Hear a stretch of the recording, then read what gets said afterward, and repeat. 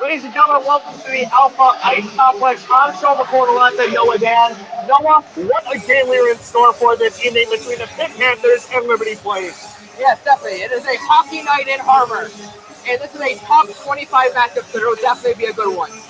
Yeah, highly contested matchup. Both teams have had recent success in the past 2 years, and this year has been nothing different. Yeah, this year both teams are getting off to a really good start. And you know what? Let's even get off to a better start. Let's toss it over to our sideline reporter, Nico Bettini. Nico, take it away. Thanks, Panther fans. Thanks, Noah and Sean. What's going on, Panther fans? I'm Nico Bettini, and I'm excited to be your sideline reporter for tonight's game. Now, let's do a little recap of your 23-24 Panthers. Your 24-25 Panthers are looking to pick up right where they left off last season. Though the loss of former ESCHL captain and player of the year, Olda Virag, will be a tough loss for the Panthers, they have returning pieces to make this one of the best offensive attacks in the nation. Winger Eddie Pazzo made last year's ESCHL All-Conference team and combined with Virag to score 101 points in the regular season. Also returning is forward Josh Ripp, who made the honorable mention team at last year's ACHA Division I National Championship. Ripp and Pazzo will continue to be the centers of this Panthers offensive attack for the season. The Panthers have been hot to start this season with a current 3-1 record heading into tonight's matchup, including a dominant 7-1 victory over West Virginia in the Backyard Brawl. That's a little recap of last season. Now, let's send it back to Noah and Sean at the desk. Thank you very much, Nico. And Nico gave us a lot of information, so let's give a little more to our viewers, right, shall we? Let's get into our 3 keys of the game, right? Let's start with the Pitt Panthers, the home team, right? Yes, definitely. So we had the chance to interview, Captain J.C. Bell, and he gave us 3 main keys. Number 1, he told us his physicality. The forecheck has been worked on a lot for Pitt this past week. So something that they need to really get home and make sure they're getting past the Liberty defense. Another one is speed. Coming off of that, this is the fastest the Pitt team has been in quite some time. So they're going to use their speed to their advantage to get past the Liberty team. And finally, they need to play lockdown defense. This Liberty offense has a lot of time, a lot of firepower. So the defense needs to really band together and shut them down. Yeah, this Liberty team has been no shy to scoring goals at all. Through 2 games this season with a 1-1 record, they've scored 10 goals. That is an outstanding stat that stands out amongst many Division I club hockey teams. But that's just for the Pitt Panthers. Let's get into the Liberty Flames, shall we? Yeah, so as you mentioned, they are only 1-1, but that 1-1 is very deceiving. As they have, like you mentioned, scored 10 goals and have only allowed 5. So they are very much outscoring their opponents. And that very much has to do with their experience they have on their team. Yeah, and their experience is something that's huge amongst these 2 teams in this competition. But so is the national landscape of things, right? Tell us about how this worldwide Liberty Flames team can really take over this game. Yeah, so Liberty has 5 players from outside the U.S. compared to Pitt, who only has 1 player outside the U.S. and only 7 players from outside the state of Pennsylvania. And let's talk about that 1 player outside the U.S., right? From the Czech Republic, Daniel Kroll, right? Huge body who's going to have to be a force to reckon with this Liberty defense. Talk to me about Daniel Kroll. Yeah, so Daniel Kroll had an amazing last year. Only put up 6 goals for 7 points, but he is definitely looking to increase that total this year and is looking to be a mainstay on this Panther team. You know, let's go around the horn a bit, right? Daniel Kroll is not the only game changer for this Panthers offense. What about Eddie Pazzo? Yeah, Eddie Pazzo is the goal scorer for this team. When we had the interview with J.C. Bell, he said that he is a player that you need to know where he is at all times. Last season, he had 7 goals for 19 points, but this season he's looking to blow that total out of the water. And that's enough for the Pitt offense, right? Let's talk about Pitt's defense, their workhorse, right? Grant Lindsay is outstanding in the net. Yeah, Grant Lindsay is one of the best goaltenders that this league has. Last year, he won the tournament MVP, so he is definitely one that you're going to have to watch out for. Last season, he had a .9 save percentage, which is just absolutely incredible, and in a game, had 54 total saves. And Grant Lindsay, yes, a force to be reckoned with behind the net, but that does not change the fact that this Liberty offense has still scored 10 goals in their first 2 games, led by the 2 J's tandem of Jacob and Jackson. Let's start out with Jacob, right? What does Jacob have to do from taking his season stats from last season and carry over against a tough team today? Yeah, last year he only had 14 goals, but he's definitely looking to blow that total out of the water, much like Pazzo. And so he needs to work with his partner, the Double J's, to blow that tour out of the water and have an amazing year this year. And let's jump ship right to Jackson Bersolano. Jackson is a shifty playmaker. I mean, the assist totals speak for themselves, right? Yeah, he had 16 assists last year, so he had just been feeding his teammates the puck. And that's something that he's going to continue doing this season, this game, and throughout the rest of his career. Yeah, we're going to have a lot in store for this game. We're going to see great action. We're going to see playmakers left and right. But Noah, you're a hockey fan. What do you hope to see tonight? I mean, I just like to see some good hockey. Yeah, the goal scoring is fun, but I'm a big fan of some lockdown defense, and I'm really hoping that both teams, we've seen in the past that they have some amazing goal scoring, but they also have some lockdown defense. Yeah, we're going to love to see what's in store for both of these teams. The worldwide Liberty Flames, one of the top teams in the nation, a top 5 ranked team, take on another top 10 to 15 ranked team in the Pitt Panthers. Don't go anywhere. We'll be right back from the Alpha Ice Complex with Hockey Night in PA. Welcome to the University of Pittsburgh. We're here in the Cathedral of Learning. Imagine being here in the Commons Room or Nationality Room.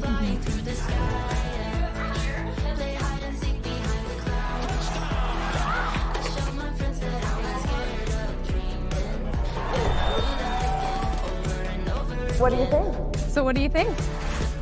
Hail to Pitt. Hail to Pitt.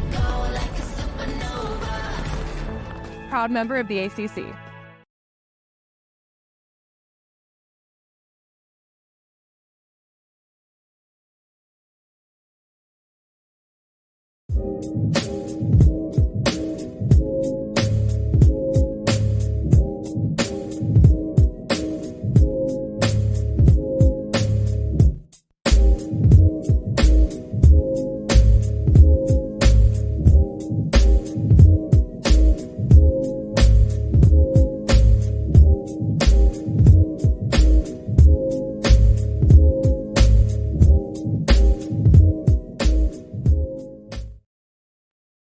We are the University of Pittsburgh, forged in a blue-collar city with gold standards, where innovators, researchers, thinkers, and healers are always reaching for new heights.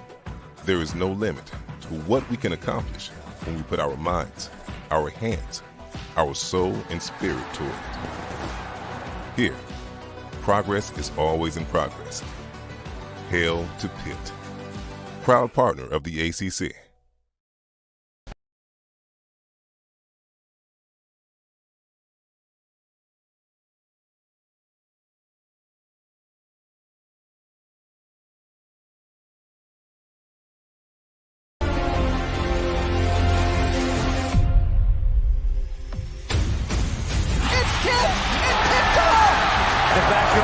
Officially back and in the books. Stefanski just shoots and he scores. They're the winningest team in Pittsburgh history. Ball sent in. Sullivan, Pittsburgh, 1-0. Great strike, Michael Sullivan. Pittsburgh has a share of the ACC title in 2022. The record set by Tony Dorsett has been broken by Israel Abanikanda here. The Pitt Panthers are going into the next round for the first time in program history.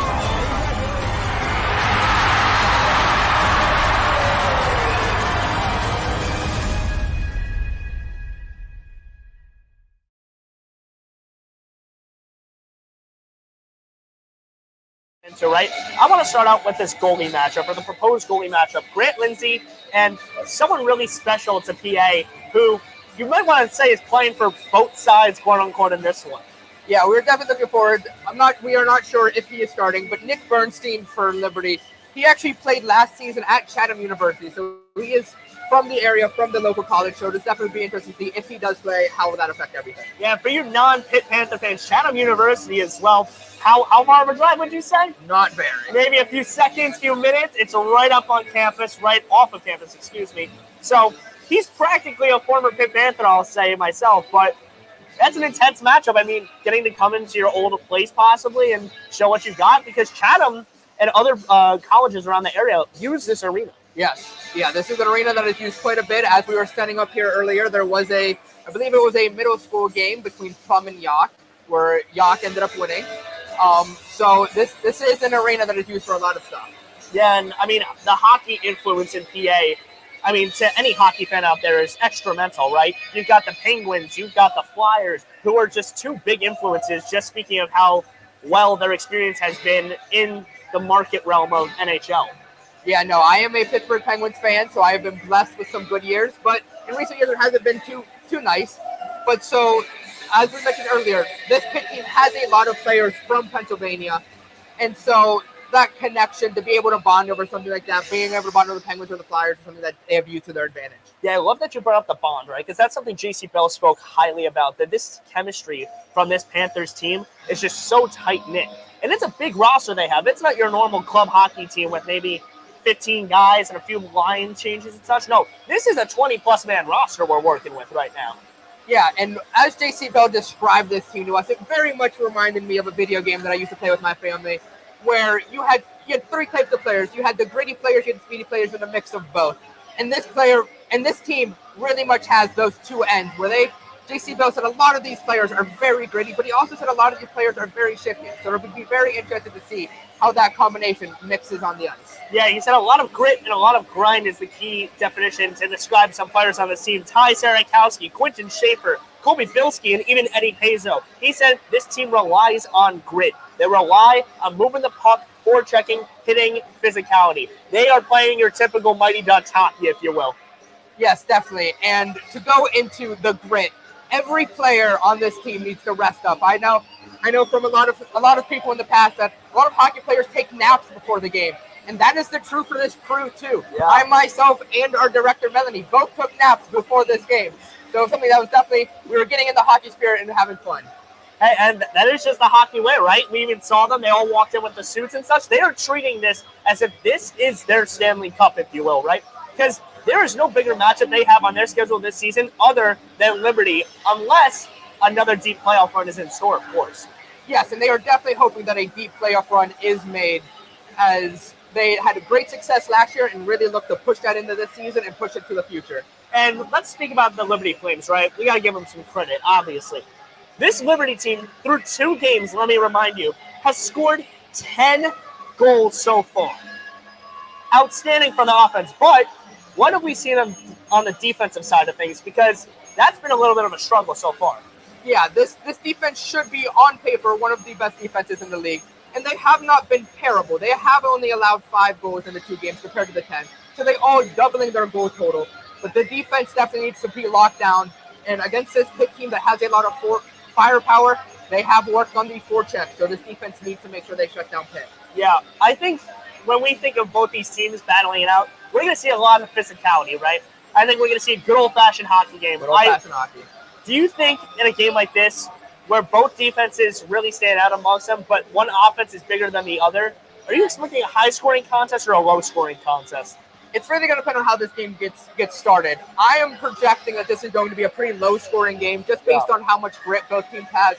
But this game could start off straight from the start, and we could see an early goal, and that could really set the tone for the game to come. Yeah, I mean, this is even a great experience, like J.C. Bell said, for the younger guys on this Pitt team, right? Because this Pitt team, once again, extremely young. This Liberty team, quite frankly, the opposite. Extremely older, more experienced. I mean, some of these guys are just all seniors and are ready to graduate in just a couple of months. Yeah, this Pitt team is very young. As we were informed before the game, number 24, Devin Noose, is actually doing his rookie lap. This is his first game playing. So it'll be very interesting to see how he reacts to playing in D1 hockey. Yeah, and people don't know how big a rookie lap might actually be because there's a lot of kids out there who don't really get a shot at playing at a high caliber level like this, and doing a rookie lap on a D1 hockey ice rink is just something that's unmatched. Yeah, it's something that's very incredible. Like you mentioned, not a lot of people get to do it. So to have that experience, to have that team be there for you, it's one of those things where it's a little chuckle in the locker room, but it's something that all hockey players want to experience at least once. Yeah, and every hockey player usually gets to experience it at least once. We see it in the NHL where there's usually laughs. They'll like throw the pucks out with the players. It's always a good time, right? It's always the best to watch, to see the videos. I know every time that you see it, especially with goalies, because they always lead the charge. Yeah. When they don't realize that they're the only ones out there and they turn around and see it, it's always funny to watch. Yeah, we've seen a bunch of fun stories with that. So we'll see Devin Noose do his rookie lap tonight prior to the start of this game that is just getting ready to start underway very, very shortly. But I want to touch on one last aspect, right? So both these offenses are high profile. They're quick. They're strong. What do you think both offenses' keys to this game need to be? Strictly just the offensive. I think the offenses need to work on getting past the defense. I think the puck needs to be passed quite a bit. You're not going to be able just to run through the defensive line. So that the puck needs to be passed quite a bit in order to break through the defensive line. Yeah, because all I'd like to see is Pitt's offense is fast. They are electric. We've seen it. We saw it last year. They're quick. They're electric. They're elusive. But they don't have as much size as this Liberty team carries. This Liberty team, their starting lineup is pretty much 6'2" and taller, while this Pitt Panthers team only has maybe 4 or 5 guys who reach the 6'2" height. Yeah, and although the Pitt team is smaller, like we mentioned earlier, they play with a lot of grit, and so they're going to use that to advantage. Size is not a factor for them, so I'll be very interested to see how this team plays. Yeah, both teams are definitely going to be in store for what is supposed to be a high-scoring contest. The Pitt Panthers coming off a 7-1 win in the rendition of the Backyard Brawl, which leads me to thinking about how Pitt athletics have just been thriving recently, right? Oh, the Pitt Athletics have done incredible. Every time I see the rankings, I just think another one bites the dust and another team is number one. And so it is just incredible to see how Pitt is doing this season. It's incredible to watch. So what you did there, bro. That was good. But yes, this Pitt hockey team is just part of the success that we've seen from every Pitt athletics team. The women's volleyball team is number 1 in the country. The men's soccer team is number 1 in the country. And this team has the chance of beating one of the number 1 teams in Division I hockey. Yeah, this game will have a big thing to do with it. And so looking forward to how this game gets played as the players are now taking the ice. Don't go anywhere. Live from the Alpha Ice Complex, I'm Sean McCorn alongside Noah Dan. We'll be right back for the national anthem. That was a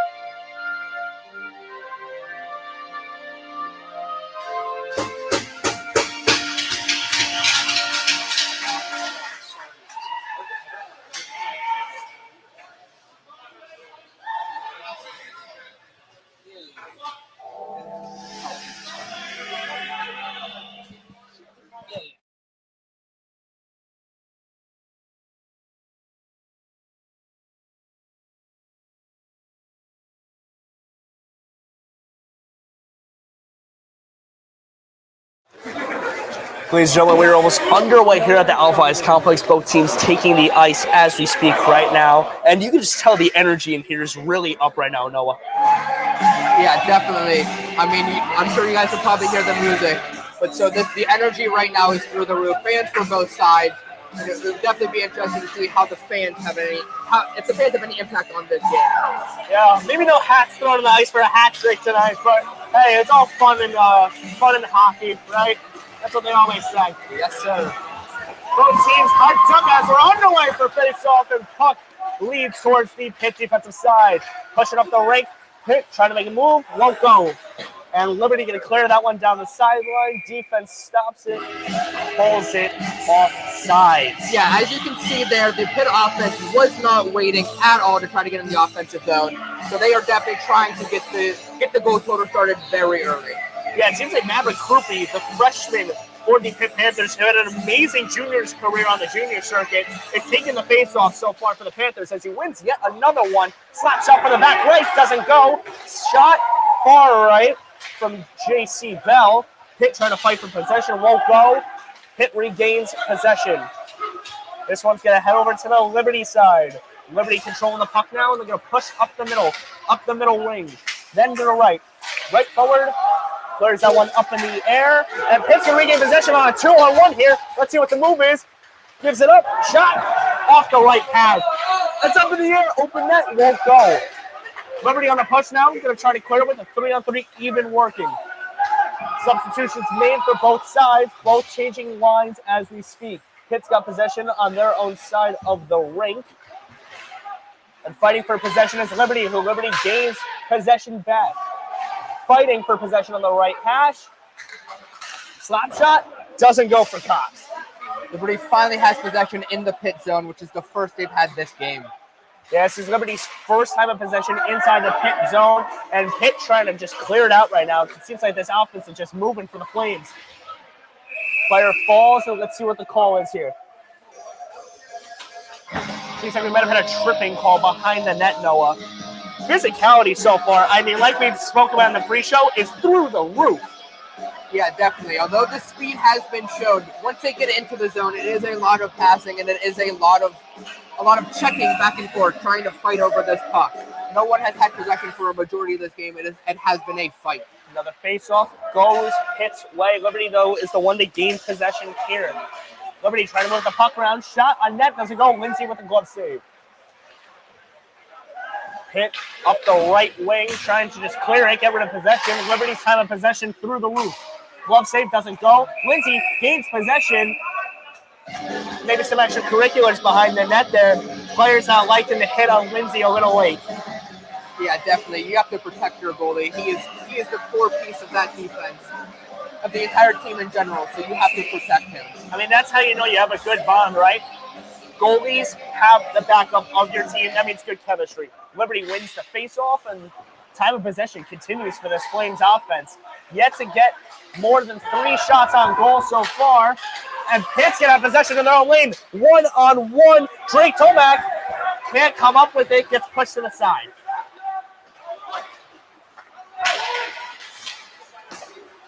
See Pitt. Big hit on the right wing. And just fighting for possession right now is both teams going back at it.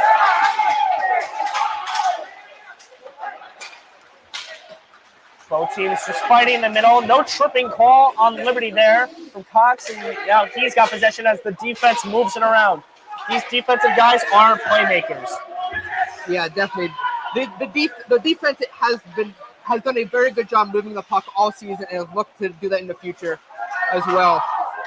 The defense is not just defense, they also play offense, which is something that's very good. Yeah, it seems like both these teams just simply moving around a little bit.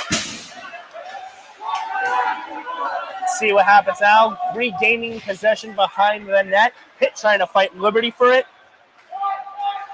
And both teams just going back and forth right now in their own zones. Liberty backhand up the middle. Big hit up the middle, and Pitt's going to regain possession. Yeah, bad pass from Liberty. As I mentioned, this defense plays a lot of offense. We actually have player Brady Rolalto, who's listed as a defenseman for Pitt, but is playing forward in this game. So he is one of the most offensive defensemen that Pitt has. Shot won't go. Save made by Pitt. And they're going to get out of the zone, and they're going to have a mismatch here. Grant Lindsay showing his presence behind the net so far and really making a name for himself here. Yeah, definitely. He's stood on his head this game. Liberty is out shooting them 4-1 right now. So in order to maintain that 0-0 score, that tie, Lindsay has been standing on his head and playing incredible so far this game. And only 3 minutes and 30 seconds into this contest, Pitt only has one shot on goal. Offense really needs to start speeding up here. Yeah, we saw that forecheck very fast at the beginning. As we do have a penalty here. Yeah, the freshman, Devin Newsom, we've been speaking about all in our pregame show, is going to head to the box for a 2-minute penalty. We got a power play now set for the Flames. Flames on the power play offensive end, keeping time of possession on their side. Puck has remained on the Liberty end. Yeah, that penalty was actually against Grant Lindsay, and Noose is just serving that penalty for him. It looks like Grant Lindsay might have had a tripping call right outside of the blue box. Liberty just trying to fight to get the puck going around, and they're going to have an open shot here. Shot on net, won't go. Tried passing to the outlet there, did not go at all. Lots of shots on net right here. Lindsay is definitely standing on his head so far this game. Seems like Mac Ratzlaff's getting his plethora of shots for Liberty right now, trying to play through him. Defense trying to make an assist here. Trying to find Ratzlaff on the left wing. He's calling for the puck. And he won't get it. They're going to fight on the right side. Puck saved by Bite.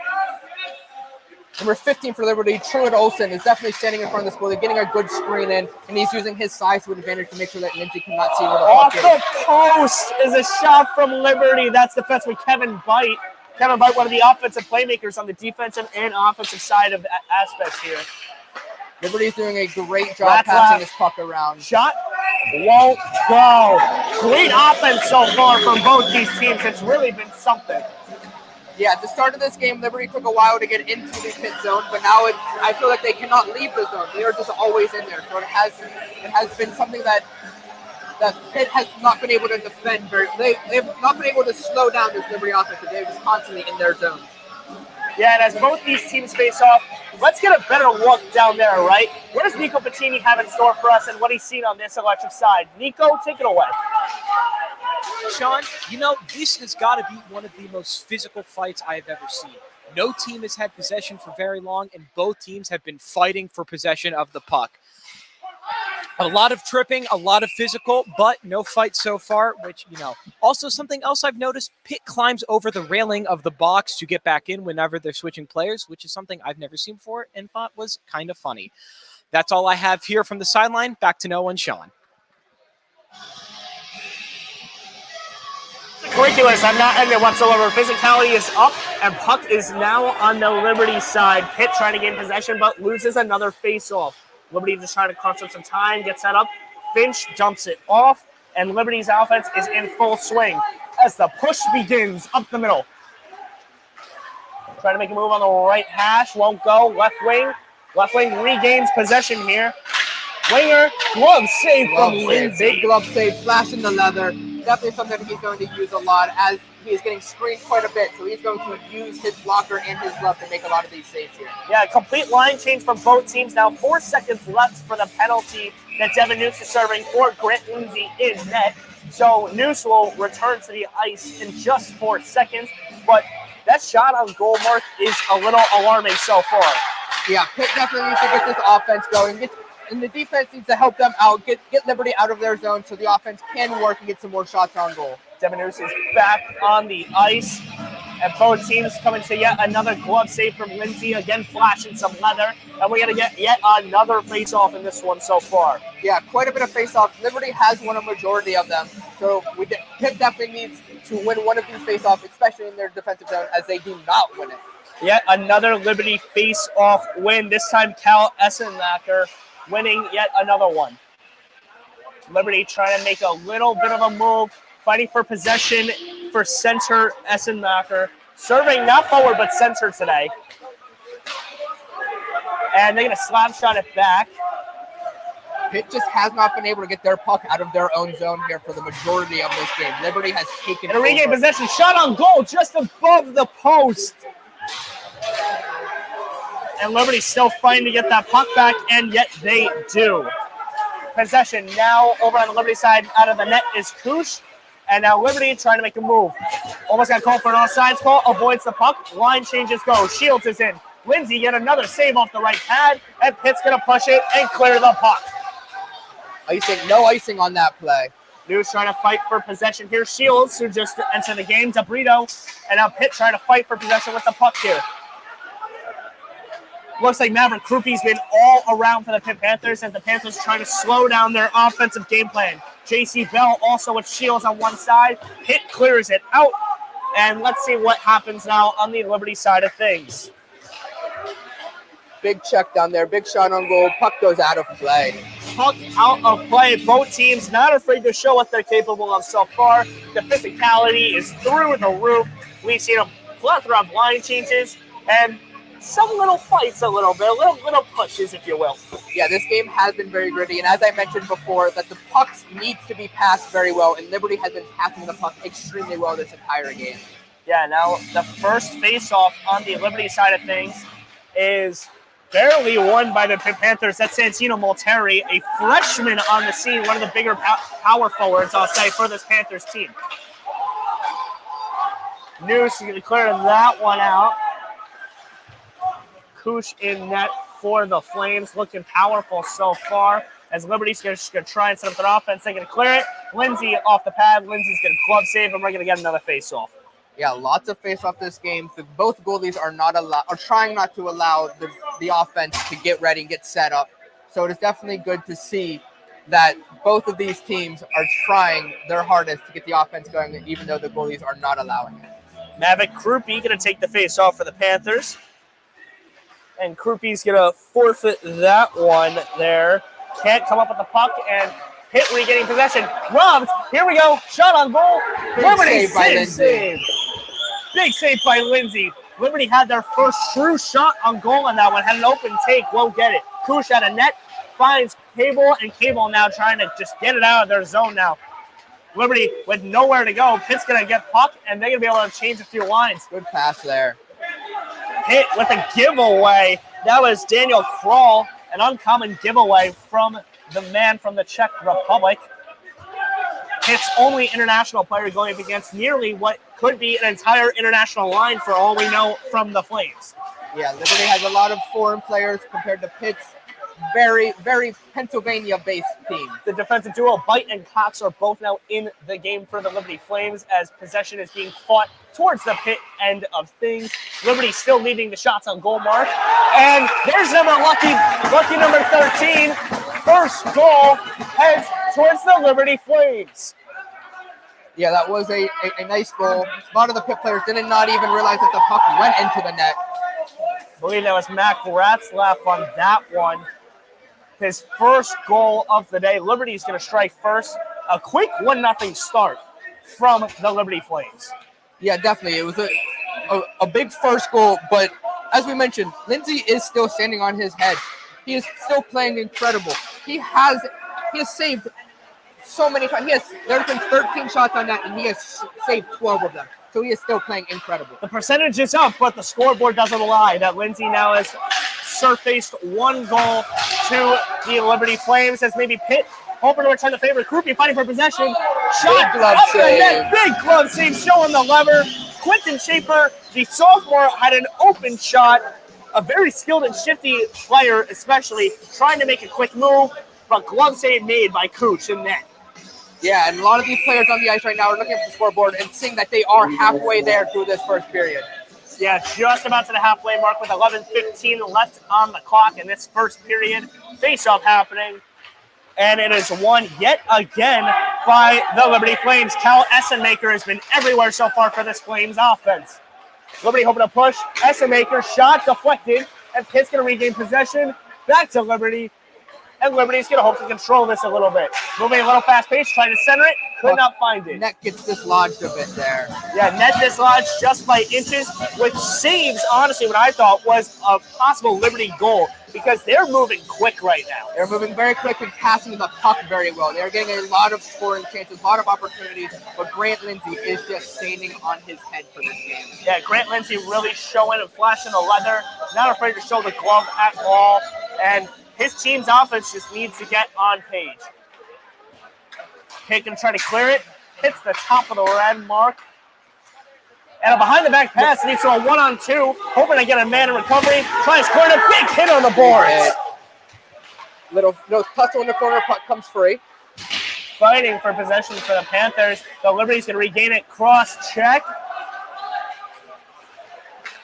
And Liberty's going to try to reset once again. Feinster finds an open man, and Liberty clears it. No icing called for Grant Lindsay. Another big hit. Lines change for the Flames. And the Panthers as well. Cox Smith trying to fight for possession and regains it from the Flames. Major hit on the boards. Both men fall. Let's see if Liberty can push the pace here. Puck stolen by Panthers. Giveaway almost went in the net on Lindsay. Player falls behind the net. Shot on goal gets deflected. Liberty slap shot. Goal hits the net. Out of play. Yeah, we have a great view up here, but Nico down at the ice has a lot better of a view. So let's see what he has to say from his view down there. Take it away. Thanks, Sean and Noah. You know, the view from down here, I do have to say, is pretty nice. One thing the Pitt Panthers do need to work on, though, is face-offs. As you guys have been saying, Liberty has won a majority of them. If the Panthers can come out a little bit stronger on the face-offs, I think they can control this game. I do have to give a special shout-out to my man in the goal, number 31, Grant Lindsay. He has been phenomenal from the goal this evening. Also, something else I noticed as well tonight, and Panthers going to try to fight. Big hit incoming, doesn't go. Pitt trying to regain possession, hoping for no offsides call, and they're going to get it here. It's a 1-on-2 with one man behind him to beat. That's Ty Sororovsky on the right wing. Kush at a net. Kush gets hit hard. Not enough offense there for the Pitt Panthers to try and score on an open net. It looks like Liberty's going to wait. Line change here for both teams. Line change leads to just a patient offense out for Liberty, just trying to chew some clock, it seems like, and regain some patience. Liberty trying to just pass around a little bit. One of the top teams in the nation you're seeing on offense for both sides, especially today. And Liberty just takes the puck for an offsides call. Could have been. Pitt going to try to clear it. Find an open guy in Coupry. Coupry's going to push it up and meet Schaefer and Kuch. Kuch doesn't know where to clear it from. Kuch isn't in the net. Coupry trying to get the puck and try to connect on an open netter. Won't get it to go. Pitt now just cross-checking to defensive side of things. Sawyer Smith up the middle. No call at all up the middle there. Jeffrey Bell thought he was going to get a whistle for a possible tripping call, but Pitt might try and get a shot right here. Coupry, excuse me, that's Bell, team captain J.C. Bell. Slap shot won't go off the left shoulder pad. We've been talking a lot about dominance, and that has a lot to do with the amenities that Liberty has. Pitt is one of these smaller club teams in their league. Liberty is not. As you can see, Liberty has numbers and names on the back of their jersey. Pitt only has the numbers. Pitt is looking to give better facilities, and that's something that they're hoping that this success can parlay into. Icing call not rewarded for Kush, and now Liberty is just going to do the same as before. Regain possession behind the net. Wait for patience. Offense, line changes, the whole nine. Pitt is still yet to register 5 shots on net, so that's something that they're going to look to do more in the future. Yeah, coming out of the first period, this team's offense is really going to start needing to spark if they're waiting a little too long. As we get a referee whistle here, and let's see what the call is. I do believe we get an offsides here. It just depends on who was across the line. I believe it was Liberty. Yes. Yes, right hand is up. We're going to get an offsides call. We're going to be in the middle left. Josh Ripp taking a face-off with Essenmaker, and Essenmaker making his presence even more known in this one as Liberty controls the puck again. Kush at a net, receives a big hit from a teammate. And Pitt trying to regain possession as Smith on the left hash is all alone, beats 2 men. Trying to just regain possession here. Kobe Bilski fighting for the puck. Liberty behind the net. A big decker there. Shot on goal, Essenmaker scores! Left net wide open, and Essenmaker does it again for Liberty. Liberty now up 2-0. Essenmaker assisted the first one, and now a goal in the second one. Yeah, definitely. We saw a lot of great passing there, and that set up the opening in the back of the net. So without this passing, they would not be where they are. They are passing the puck extremely well to start this game. Cal Essenmaker, I mean, have yourself a night. It's only been the first period, and he's really made his presence known on the ice just for the start of things. Liberty now has a 2-0 lead in this one with 15 shots on goal. Lindsay's led up at second. And Pitt's just going to try to control possession here and get it on the Liberty side of things. Pitt going to possibly have a shot, underhooks it, but overskates it is Cox Smith. Beamster receives a big hit from Pitt. No icing is called, and Pitt in the back of their zone in worry about what they have to do on the offensive scheme. Yeah, they are just very slow right now. They aren't passing the puck very well. They aren't getting out of the defensive zone very well. They need to get a little bit of a pep in their step to push past this Liberty defense. Well, Terry lost his stick there, had to recover, gave a big hit in turn from Beamster. And it looks like we're getting a few line changes here. Liberty's going to take their time to reset, but Pitt does not want to wait. They're going to bring the force to them. Off the puck, ricochets, hits the barrier. Pitt is trying to swing some things around. Casella, one of the senior captains on this team, fighting for puck possession behind the net. Pitt just gives it away to Liberty once again. Beamster going to clear it. Pitt going to try to clear it back out. And that goes negative. Liberty's possession on the Pitt end has been majority of this first period. Slap shot won't go, deflected by multiple Flames there.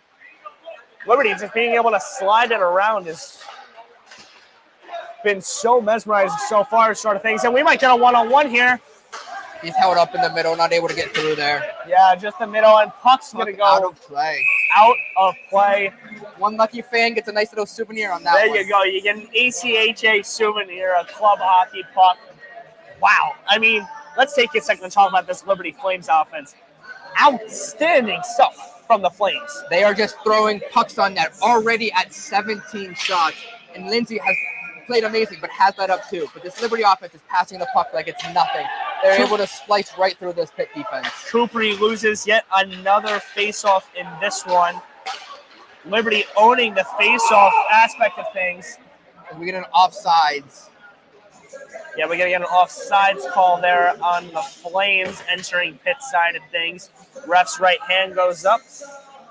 And we'll meet for another faceoff once again where Liberty has just owned that aspect of things, especially Truett Olsen, the forward for the Flames, who wins yet another one. Big tie up there. Puck dumped in deep there. Pitt on the offensive side of things trying to just clear the puck out.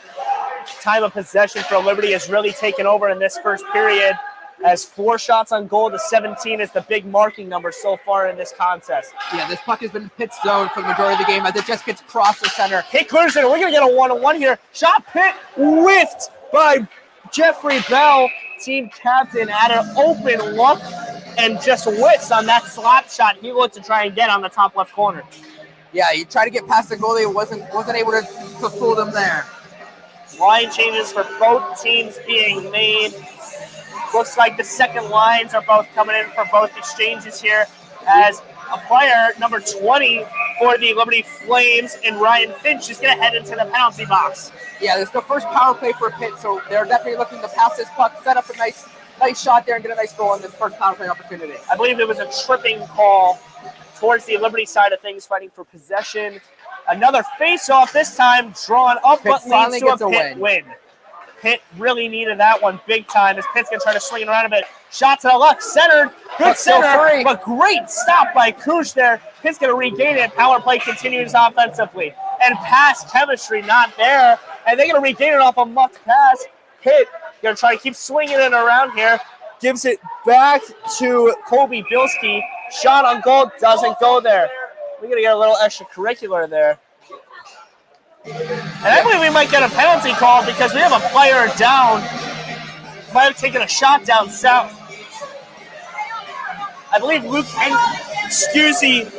I believe Brady Rotolo is down, one of the key playmakers and shifty guys on the forward and defensive aspects of things. Yeah, definitely. It's not a good sign to see him down, as he is definitely writhing in pain right now. But Pitt's power play was definitely set up very well. They were passing the puck very well and setting up shots. Yeah, a big injury there, and it looks like Daniel Kroll's going to sub in. And, I mean, both teams screaming at one another, especially coaches and such. So it looks like you got a shot down south, but Liberty disagrees, obviously, and not really sure what we're seeing there, but the Pitt bench is not liking it at all. Yeah, definitely. It's never good to see a player get hurt, but you definitely want to stand up for your team and stand up for the boys. Yeah, clearly a bad shot down low. Pitt wins another face-off, and the power play is going to continue for the Panthers. Kroll playing double overtime now, first line and second line for the Panther offense. Pitt just trying to find an open guy and try to get an open shot here. They have all the time in the world, and Kroll's shot just goes left. Regained possession, though, by Bilski. Bilski took another shot on net. They'll pass around. Bilski shot just above the right corner. Pitt has done a great job with this man advantage, keeping the puck in the Liberty zone and getting some nice opportunities to score here. Alex Peluso doing an excellent job of passing the puck around. Shot there again, deflected by defender for the Liberty Flames once again, and Kevin Bite. Both teams fighting. Pitt's going to come with the outcome of it, and they're going to keep swinging the rock a little bit. And the rock ends up going towards the Pitt side, and we're going to have a speed matchup here. Slashed cleanly by the Panthers, whose offense continues on this power play. 40 seconds left on the power play for the Panthers as puck is keep passing around. Need to find an open shot here. Maverick Krupe leading the charge. Krupe on the left wing finds straight Tomac. Tomac shot met by leather in the chest by Crouch. Liberty has done a great job killing off this power play. Yes, they have a lot of shots, but they have not been quality shots, and has been able to help defend against Pitt, even though they are a man down. Yeah, looks like we're going to get a face-off this time. Santino Molteri going to take it alongside the captain, Samuel Feaster, for this Liberty offense. Pitt has been able to win a lot of these face-offs. Slap shot centered well. Trying to find a center. Glove save yet again. J.C. Bell, team captain, cannot get that one to go away. Another glove save so far. We've seen excellent play from Kush in the net. Yeah, both of these goalies are doing a very good job flashing the leather, making a lot of good glove saves. And the shots on goal have just been insane. Liberty has 17 shots, while Pitt is still yet to reach double digits, only at 7. 16 seconds remain on the power play for the Liberty Flames as Liberty wins their first faceoff in 3 attempts, but Pitt's the one who's going to regain possession out of it, or will they? Pitt fighting for the puck. They're trying to get one more shot here before the 5-second marker here, and we're all evened up. 2 seconds away, 1, and the faceoff is over. Liberty Pitt now at even rates on the offensive end of things. Pitt in their own zone, waiting to regain line change, and going to try to push it out a little bit. Defense doesn't see anything, takes it back, led by Aiden Foster. They're going to clear it, puck out of play. Yeah, Pitt is going to need in this next 2 minutes and 22 seconds to really pick up the offense, try to get something in the back of that, and get this game a little bit closer. More line changes being made. It seems like Liberty using all their depth they have on their bench in this one so far, but dangerous Cal Essemaker's back in the game. Yeah, lots of depth for both of the teams. We're standing behind the benches right now, and both benches are filled to the brim. Yeah, both these roster sizes pretty high, if you will, if you're asking me. But now Pitt going to spread the puck around a little bit more. Looks like Foster finds an outlet there. Can't get it to go. Foster's going to regain possession. Grant Lindsay's just going to glove save it. Time stops. Possession on Pitt's side. Yeah, definitely. Both of these teams have played incredible for the last portion of this period. And the last 2 minutes, like we mentioned, needs to be big for Pitt as they need to get this game closer before they head back into the locker room.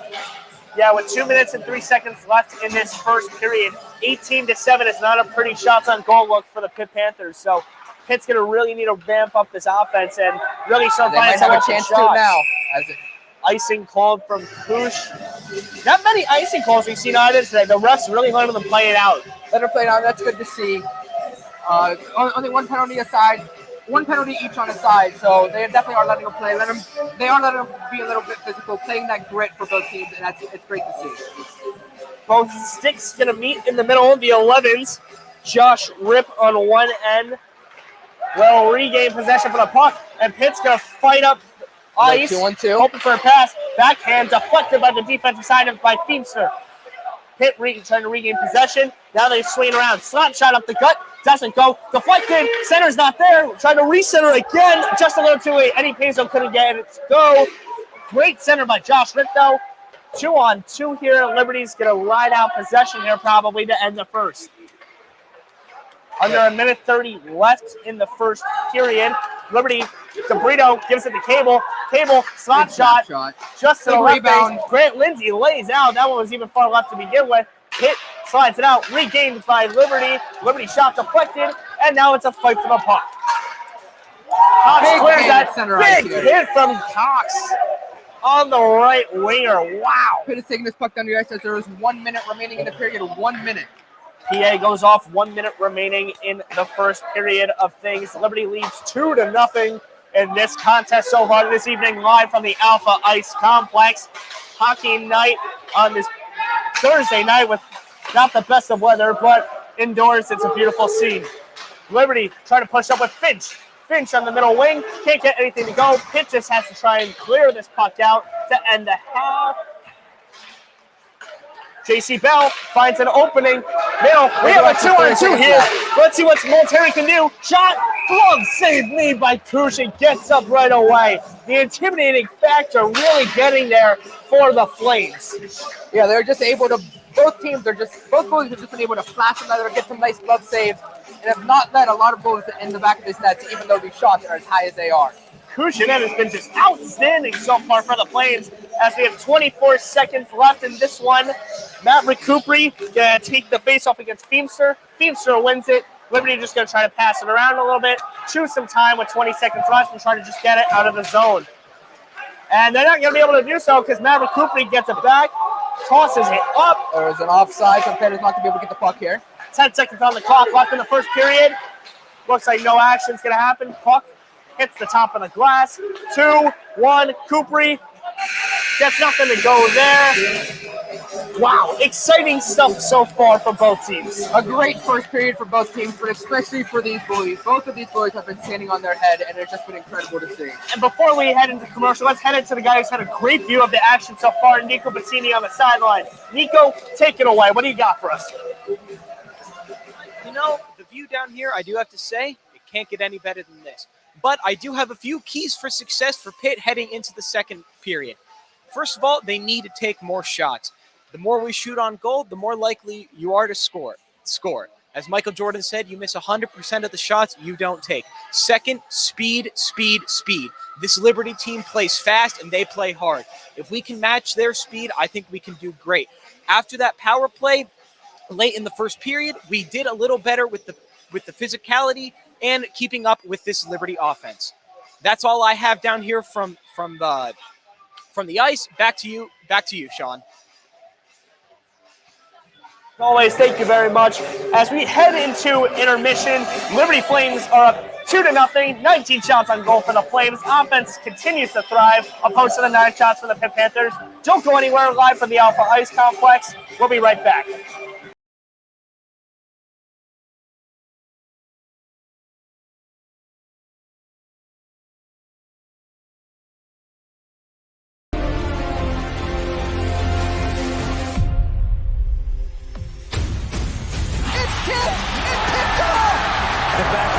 Is officially back and in the books.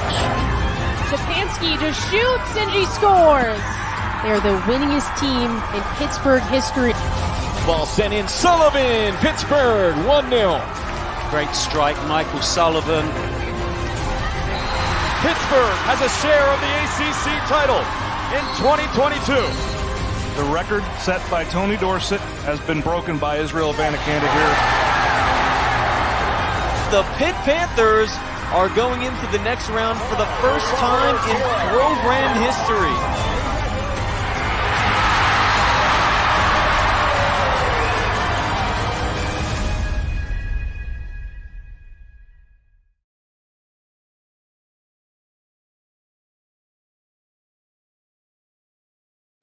We are the University of Pittsburgh, forged in a blue-collar city with gold standards, where innovators, researchers, thinkers, and healers are always reaching for new heights. There is no limit to what we can accomplish when we put our minds, our hands, our soul, and spirit to it. Here, progress is always in progress. Hail to Pitt, proud partner of the ACC.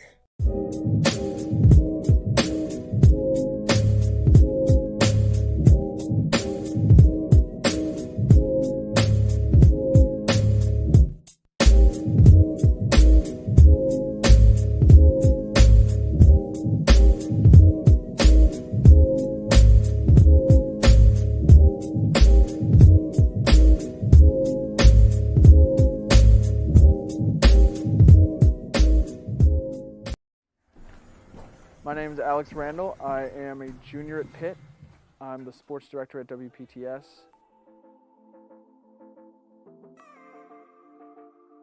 And welcome back inside WPTS Studios in the William Pitt Unit. I'm Alex Randall. We have a little bit of a special guest, my boss, Alex Randall. I was the first black broadcaster in Canadian Hockey League history. Has a man breaking, shoots, scores! Connor Lockhart rips a wrister, and it's 2. My parents didn't have cable TV. They gave us radios in our room and said, hey, if you still want to do something at night, listen to the radio. So one night back in 2012, I was listening to Pirates Phillies. Greg Brown called a walk-off infield single by Alex Presley. And I just remember thinking to myself, man, this guy just got paid to yell that the Pirates won. I knew right then and there that I wanted to be a broadcaster, and at that point, the rest is history. Yeah, so you are announcer for CHL. You want to talk a little bit about that? Erie won 6-4. They came back from 2 goals down twice. Super fun to do. If you go back to my roller hockey days, I would try to announce as I was playing, which might have annoyed my brother who was playing goalie. It was definitely a start and a foundation for sure. I just knew I wanted to call live sports. I didn't really know how I was going to be able to do it.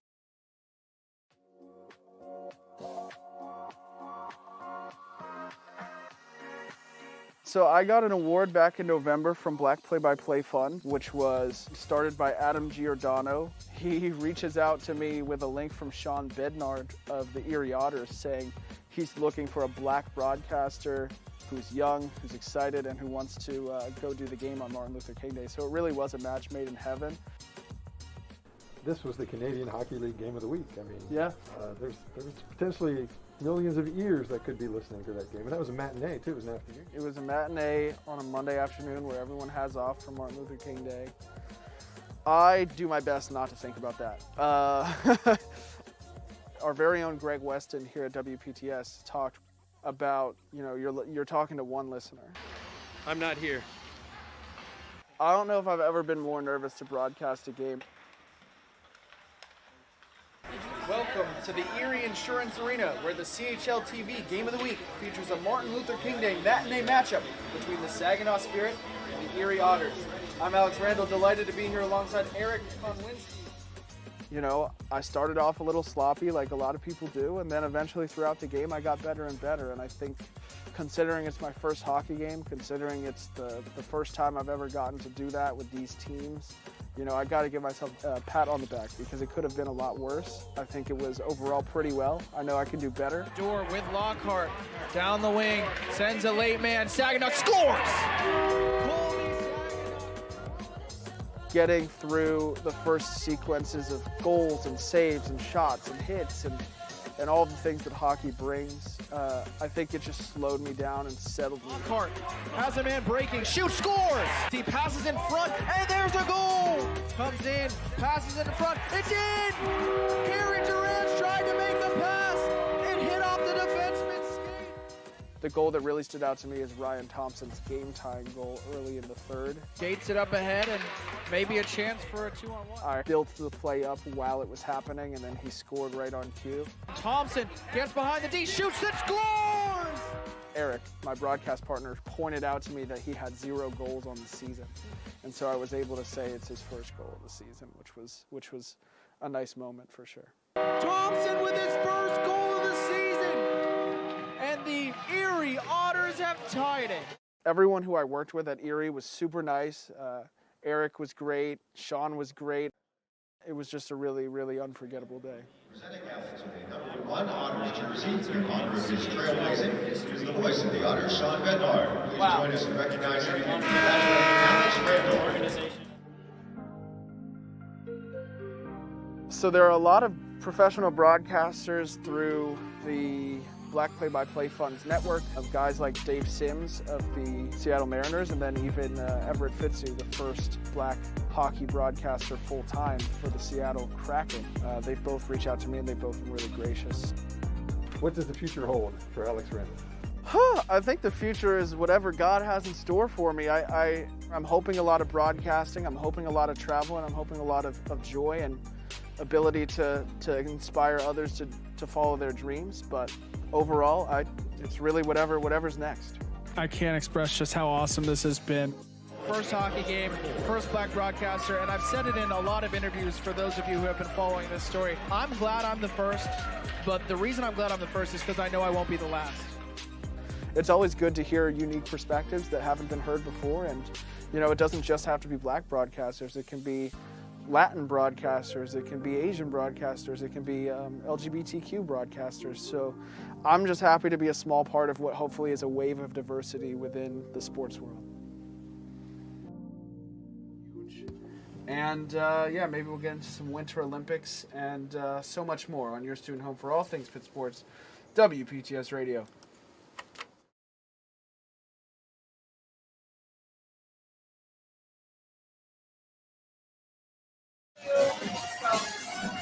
Ladies and gentlemen, welcome back to the Alpha Ice Complex Firmware. We're only 5 minutes away from the start of the second period. I'm Sean McCoy alongside Noah Dan. The Liberty Flames currently lead this contest 2-0. Noah, what have you seen so far? This game has been all Liberty. They are out shooting the Panthers 19-9. So they are absolutely destroying them. Majority of the time has been spent in the pit zone. Yeah, majority of time of possession has been spent in the pit zone. Grant Lindsay's had a field day to be reckoned with. I mean, he's given up 2 goals on 19 shots on goal. All 19, though, heavily close by nearly inches. Yeah, Liberty is just absolutely peppering the net with as much as they can. But the Liberty goalie is also standing on his head absolutely. He is playing incredible. Both of these goalies slashing leather, playing incredible, and I love to see it. Yeah, Kush in net has been absolutely outstanding. A bigger body, too. A big guy really showing his presence on the ice, not allowing anything from this Pitt inexperienced offense against a more well-experienced goalie. Yeah, this, as we mentioned in pre-show, this Pitt team is very young, and it is kind of showing. There has been a couple missed passes, a couple mix-ups here and there. So this team needs to shore itself up and make sure that they are coming together and playing like a team. Absolutely. I think you just said that perfectly, believe it or not, that this team, if they want to come together and try to get some offense going, it all starts with chemistry, because we've seen a lot of turnovers, a lot of giveaways from this offense, especially when it comes to the wingers on the left side, where it seems like they've become vulnerable to just giving up the puck to a bigger body in the Liberty Flames. Yeah, this Liberty team, most of these players are giants, and so when these Pitt players are seeing the big body come at them, they are getting a little scared. They are just kind of throwing this puck with it, and they're trying to get rid of it, and it has caused a lot of turnovers. So they need to not so much play up inside, not about the size of the dog in the fight, but the size of the fight in the dog. I always get that wrong too, so don't worry. I think that was right. So they need to up their game and play a lot better. There you go. And I think you could have said that better as well, that if we want to see anything from this Pitt Panthers offense, it starts with the wingers, and it starts with the youth, and also the older guys like J.C. Bell really coming together, bringing a unit together, passing quicker, getting the puck up net faster, because this Panthers team is quicker than this Liberty team, but it's the size that's killed them so far. Yeah, and so definitely, like we said, there are a lot of younger players on our team. There are some younger rookies, there's some goalies, there's some forwards, and our guy down at the glass actually has the opportunity to talk to both of them right now. So, Nico, what do these players have to say?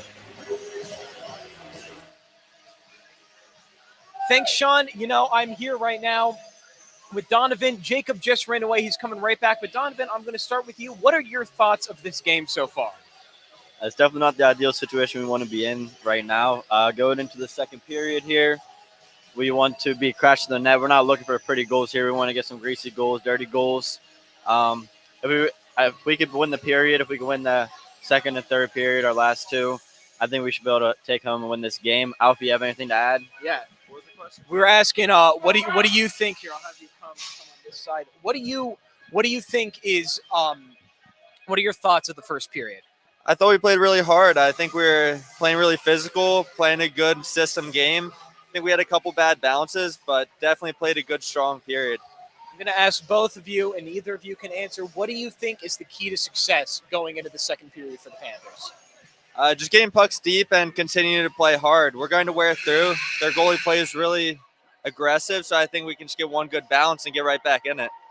That's a great comment, Alfie. I just wanted to add on that I'd probably just crash the net. Definitely get in the goalie's vision. If he can't see, definitely that's how we're going to score, by scoring them greasy goals, as I said before. Well, thank you to both of you. The Panthers have just retaken the ice. I'm going to send it back to Noah and Sean as we gear up for the second period. Thank you very much, Nico. Great answers from both the young gentlemen who hope to have a heavy impact on this Pitt program in the near future. But speaking of Pitt, both teams are now back on the ice getting ready as we are just a minute away from the second period. Now, let's talk about keys to the second period for both these teams. What does Liberty need to keep doing to maintain their success so far on the shot specifically? I think they need to keep maintaining this pressure. Spending a majority of the time in the pit zone is really good. But they also are just peppering the net. They need to look for some more opportunities, some better opportunities, get some quality shots out there instead of just shooting pucks on net, hoping one of them happens to bounce, set something up, get a good goal. Yeah, that's exactly right for Liberty, where, in a sense, they're at times faster than this Pitt team on different lines. Their first line for the Pitt Panthers is what's holding them together. We've seen a lot of overworking from Daniel Kroll and Maverick Coopery so far, but the rest of this team and the depth that this bench offers needs to really start standing up. Yeah, Pitt has such a deep bench, and they really need to start to show up, help out this top line, help out this top group, so they can push more, get some more time in the Liberty zone, get some shots, get some goals. And we are just seconds from the start of the second period. Face-off occurring in the middle. Let's see who wins. It looks like it's going to be Feemster, the captain, alongside Maverick Coopery, and Liberty is going to win it right away. Liberty maintaining possession on the wing in their own possession. Both sides have changed. Cox Smith fighting for possession on the Pitt side. Pitt hoping to make time of possession a difference in this one, as the first period did not go their way. First period was all Liberty the entire period. Just a few times that Pitt actually had the puck in Liberty zone. J.C. Bell fighting, trying to get it back. Pitt defense clears it out. J.C. Bell going to hope to poke it out a little bit. And looks like we get a little bit of a scuffle between Quinton Schaefer on the right wing. The puck in there. Puck sliding around. Schaefer recovers, tries to find Bell on the backhand, won't go. Bell, player falls, not called for tripping. Stick is off. Bell with a one-on-one behind the net. Cable gets his shot deflected. Referee's whistle goes. Yeah, puck comes out, but Pitt has definitely started off this period trying to get the puck in deep, trying to get some shots on goal. Hasn't been able to get something nice set up, but this time of possession has been good.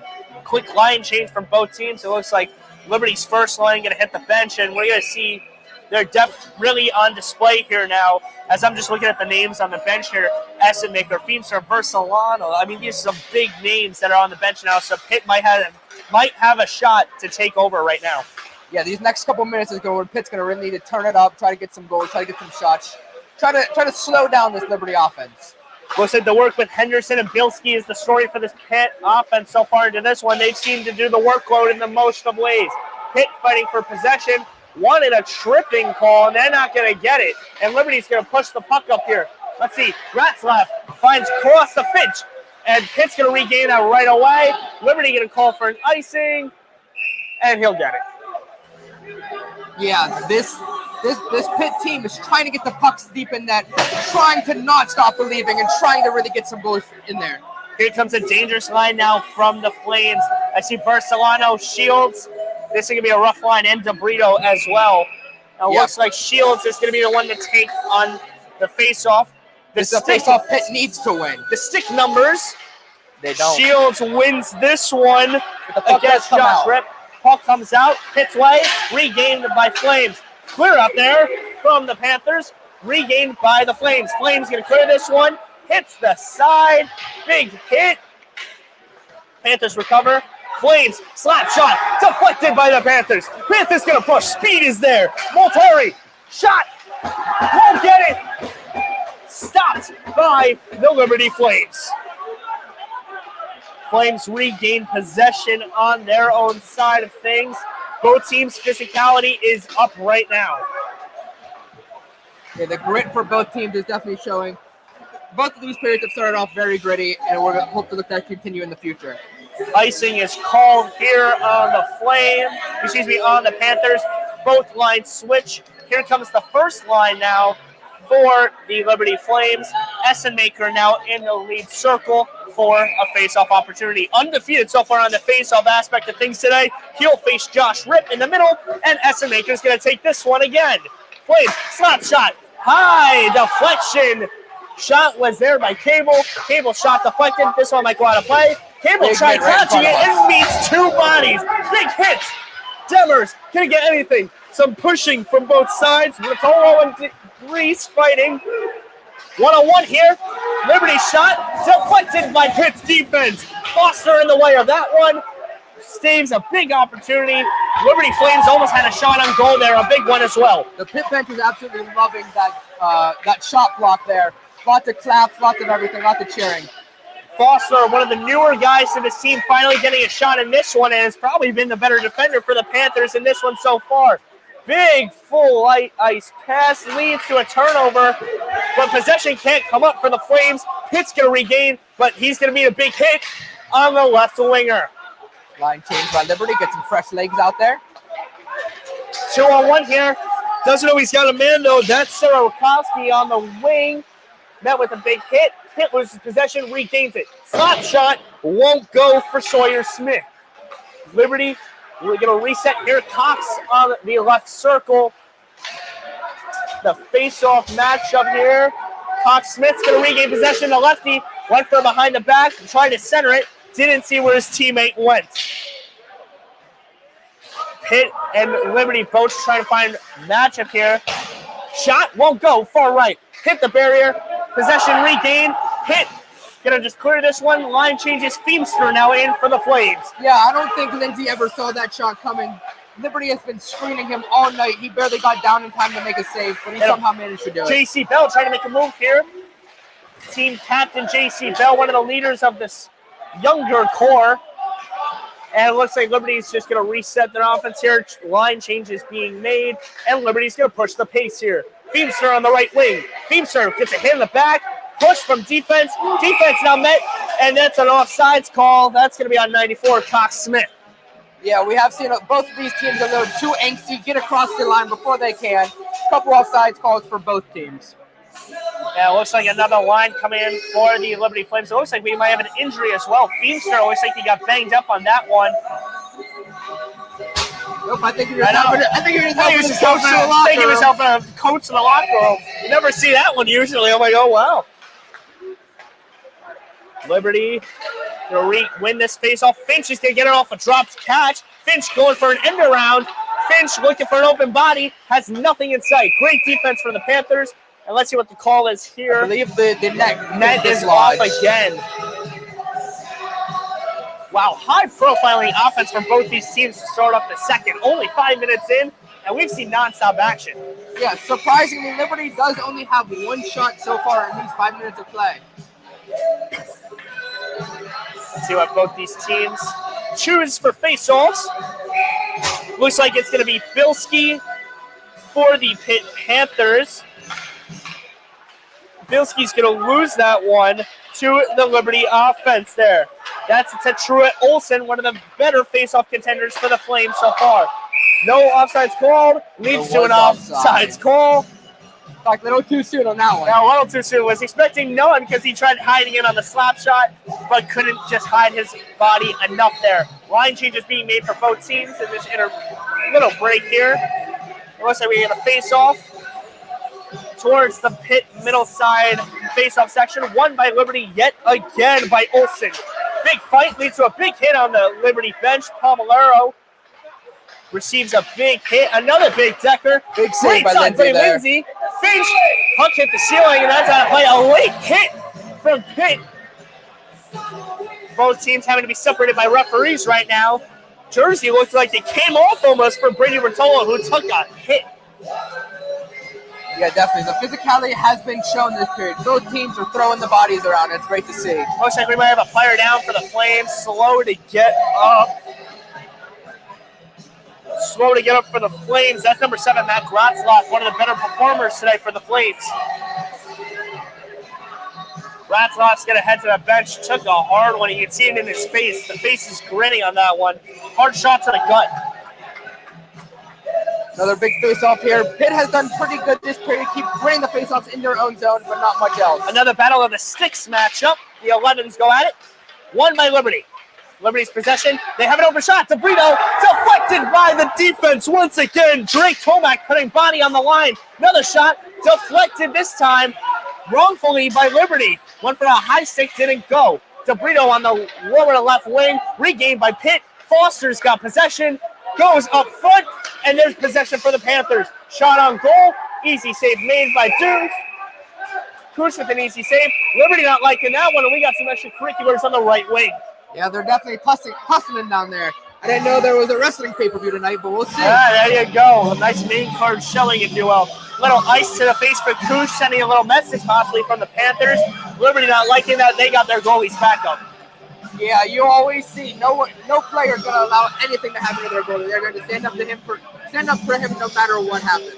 Yeah, Couch doing an excellent job. Saved all 10 shots for the Panthers offense so far. Another face-off on the Liberty side. Won by Pitt this time. Pitt really needed that one. Pitt needs to start getting some shots on goal here. Goalie's out of the net. Trying to get puck possession. Won't go. Heavy push now for Liberty. Essemaker back in the game after a hard hit earlier. Hits the boards. Another hit on the boards. Slap shot. Too high for Liberty.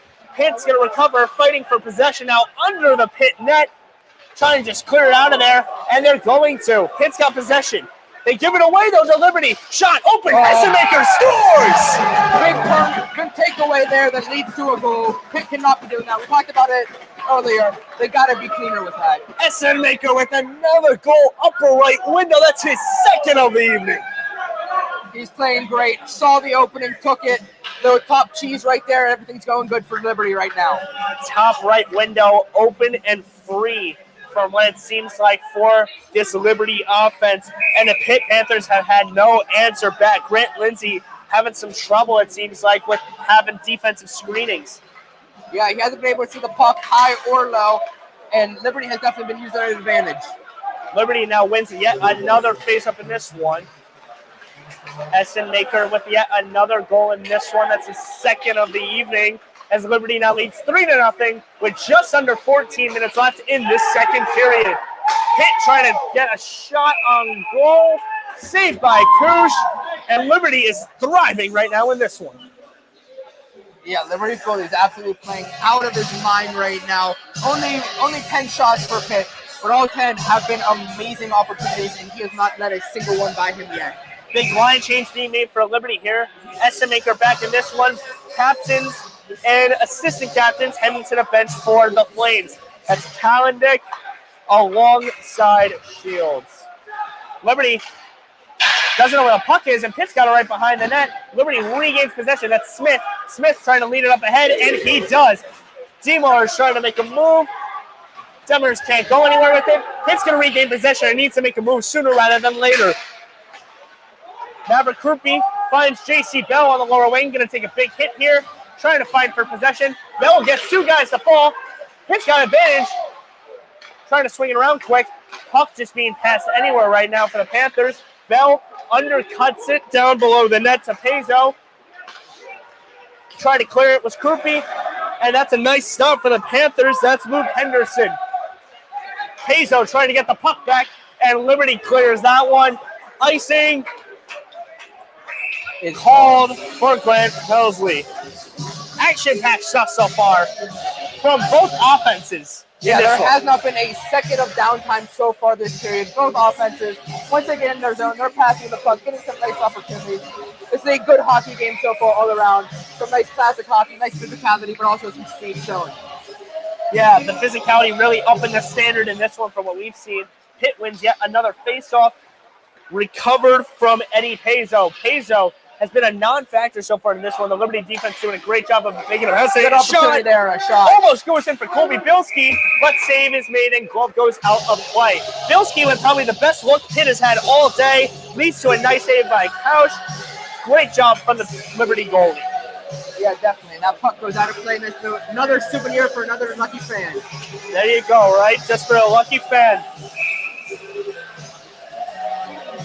See what's in store now for Liberty. Sticks fighting for this one. Feemster's going to win yet another face-off. Remains undefeated on the evening. Pitt needs to find an opening here.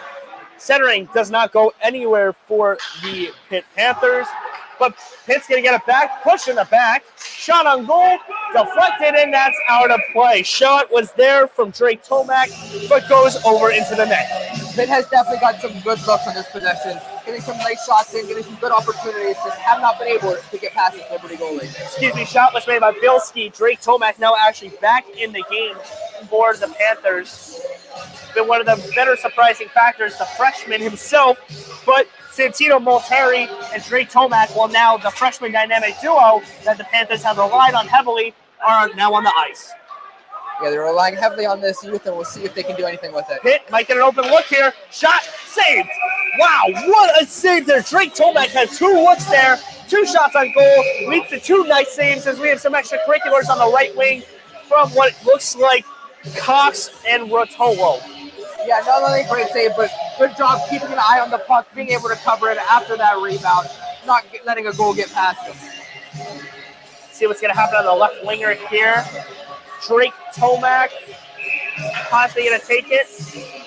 No, excuse me, it will be Santino Molteri taking off against Truett Olsen. Molteri wins this one for Pitt, a big need. Tomac, nothing, shot up the gut, deflected by this Liberty defense that still continues its presence to be outstanding. And we're going to have a 3-on-2 here. One in pace, Finch, Duratz pass, just too far left. White recovers for Liberty on the left wing. Pitt going to try to clear it. Foster does clear it, but Liberty's going to meet a few bodies on the right wing. Cox gets nothing, gets a push in the back from Rotolo. Liberty regains possession. That's Finch. Finch now at the 3-on-2. Finds Ratzlaff on the right wing. Back to Ratzlaff again. Off the cleat there. Shot saved by Grant. Puck is still loose there. Puck is loose. Pitt trying to clear it out, and Pitt will do so. Tomac now in possession. High sky pop up there. Leads to Ty Sarakowski meeting a body. Sarakowski gets an opening, but meets 3 Liberty defenders. Pitt's offense in need of a goal here. Hits off the ceiling for the Panthers. Sarakowski can't come up with it. Leads to McNamara. And now Pitt trying to slow it down a little bit when they already have possession behind the net. Pitt trying to look for an open shot. They get one. Possibly some tip play. Puck still goes Sawyer Smith, an open look. Centering just missed barely by Nate McNamara. Pitt's going to get a line change here, so will Liberty. Wow, exhilarating stuff. Yeah, this period has been almost polar opposite from the first one. Majority of this period has been Pitt, as we are almost halfway through. And complete opposite based off of the last period, where it was all Liberty, now it is all Pitt right now. It's been all Pitt so far. In this second half, we've seen a lot of Pitt action. Pitt reversing the complete action for the first half and taking it into the second period so far. Another faceoff net on the Liberty side, won by Krupe, but at what cost? Because Liberty regains the possession of puck. But he's going to be met by a few bodies as he clears it. No icing will be called here. Pitt's going to stitch the puck around on their side, reset offense, and they'll do so. Pass deflected by Liberty and sent over to Sawyer Smith. Sawyer Smith on the right wing, going to meet a body here as well. Sawyer Smith's backhand doesn't go anywhere, pushed by Versalano. Up the gut now for Liberty. That Shields on the left wing. Shot, hits the stick. Great save by Grant. Fighting behind the net is a bunch of bodies. J.C. Bell going to try to lead this charge up for Liberty. we're at the halfway point of this game, and it is just crazy to see that although the score is only 3-0, that the shots are 26-14. Yeah. Liberty's absolutely peppering this net. Yeah, peppering the net indeed, I will add. As Liberty trying to regain possession, DeBrito trying to find Smith, won't get it. And we're going to be met with a big hit on the right border as Pitt's going to regain possession, but gets it right back as Liberty. Smith with the regain, tried to center it, won't go at all for the Liberty Flames. Big hit into the board, and that's a shot. Tipton score for Smith. A Tipton goal with the assist. Smith picks up his first goal of the evening for the Liberty Flames, and it is now a 4-0 lead.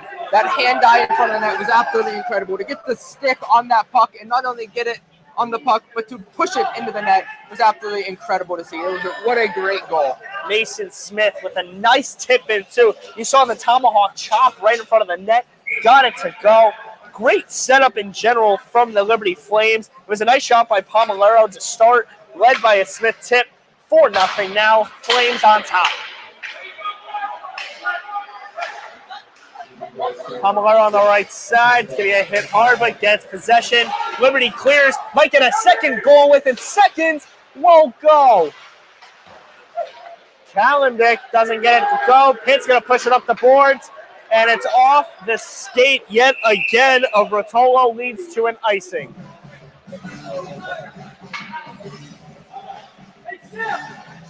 Insane stuff so far we've seen from both offenses. Both exhausted as well. You can see all of them hovering and breathing heavily right now, and line changes have constantly been a factor for both these squads. Yeah, both teams trying to keep these legs fresh, trying to get new players on the ice, and it has definitely been seen a lot. A lot of times both teams are holding the puck behind the net to get the new lines out there. Face-off just went a little too early for the boys. This one's won by the Pitt Panthers momentarily, been the X factor in the face-offs now. This one's pushed up by Rotolo. His stick is shattered into two. Shattered stick. Rotolo just throws it in anger on the ice. Referee picks it up, sending a little message. And this one's tipped and almost comes towards our camera crew up here. Hits the plastic. The camera crew jumped back a little bit. I jumped back a little bit there. I said I had like a little jump back. I got a little worried. The puck was coming right back up here. I went into safety mode right there, hoping that papers would block me off. Wow, almost in the broadcast. It's not something you see ordinarily in hockey. No, and that broken stick is definitely a costly one. Not only do you lose your stick for the remainder of the play, that's like a $300, $400 stick that you have to now go and buy a new one. That's a pricey boy, and nobody likes a broken stick at all. They do have backups, but, I mean, these are sticks these guys use for their entire lives. Liberty going to push it up. Ratzlaff trying to find Olsen. Can't find Finch either. Olsen's going to regain possession, but Pitt's going to get there first. This one's going to be pushed up by Kroll. Kroll sends this one high in the air, regained by Liberty. Liberty going to push this one up the boards. Ratzlaff trying to fight for possession. It's a forehand. A forehand doesn't get it to go. Pitt changes quickly on the line, and Liberty's going to start their offense behind the net. The second half of this period so far has started off to be all Liberty. They are back on top, back where they want to be, and Pitt needs to come together and defend this a lot better. A souvenir sent out into the crowd yet once again. Puck out of play.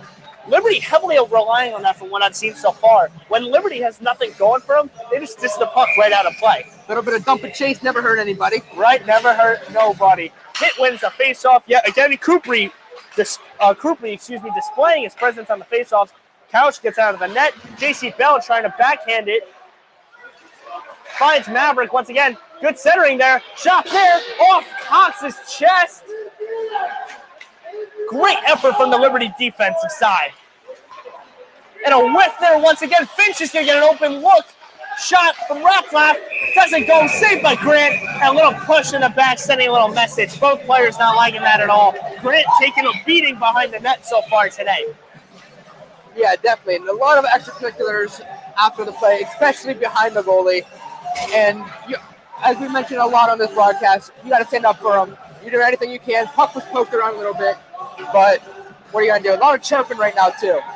Grant Lindsay taking a beating, and both teams just sharing some words of wisdom, if you will, as can't say some on the broadcast, as you can see the mouth readings and such. But Messages are being sent. Let's see what happens in the face-off here between Shields and Molitari. Shields wins this one. Big hit right after the face-off, but Molitari couldn't regain the puck. Shot goes left wide. Shields going to hope to meet a man. Does not there at all. Feemster clears this one back to Pitt.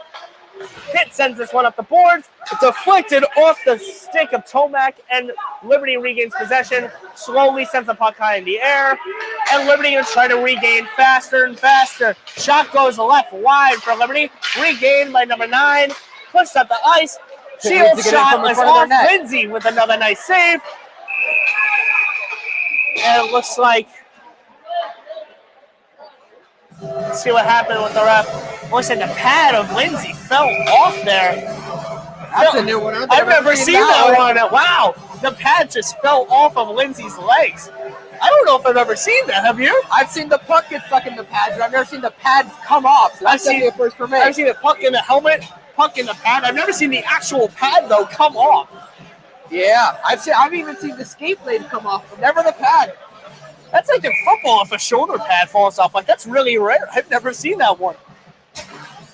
Yeah, but that just shows how much work he's putting in. I mean, he's made 24 saves so far this game. So although that he has let in 4, he has played really good for the rest of this game. Feemster and Essenmaker are going to lead the charge now for the Flames, that they will regain possession back on the ice, meet a face-off. Essenmaker wins yet another one. Feemster going to dish it out to the right wing. Feemster shot. Essenmaker scores yet again. Is that the Hattie? Are we going to see the hat fly on the ice?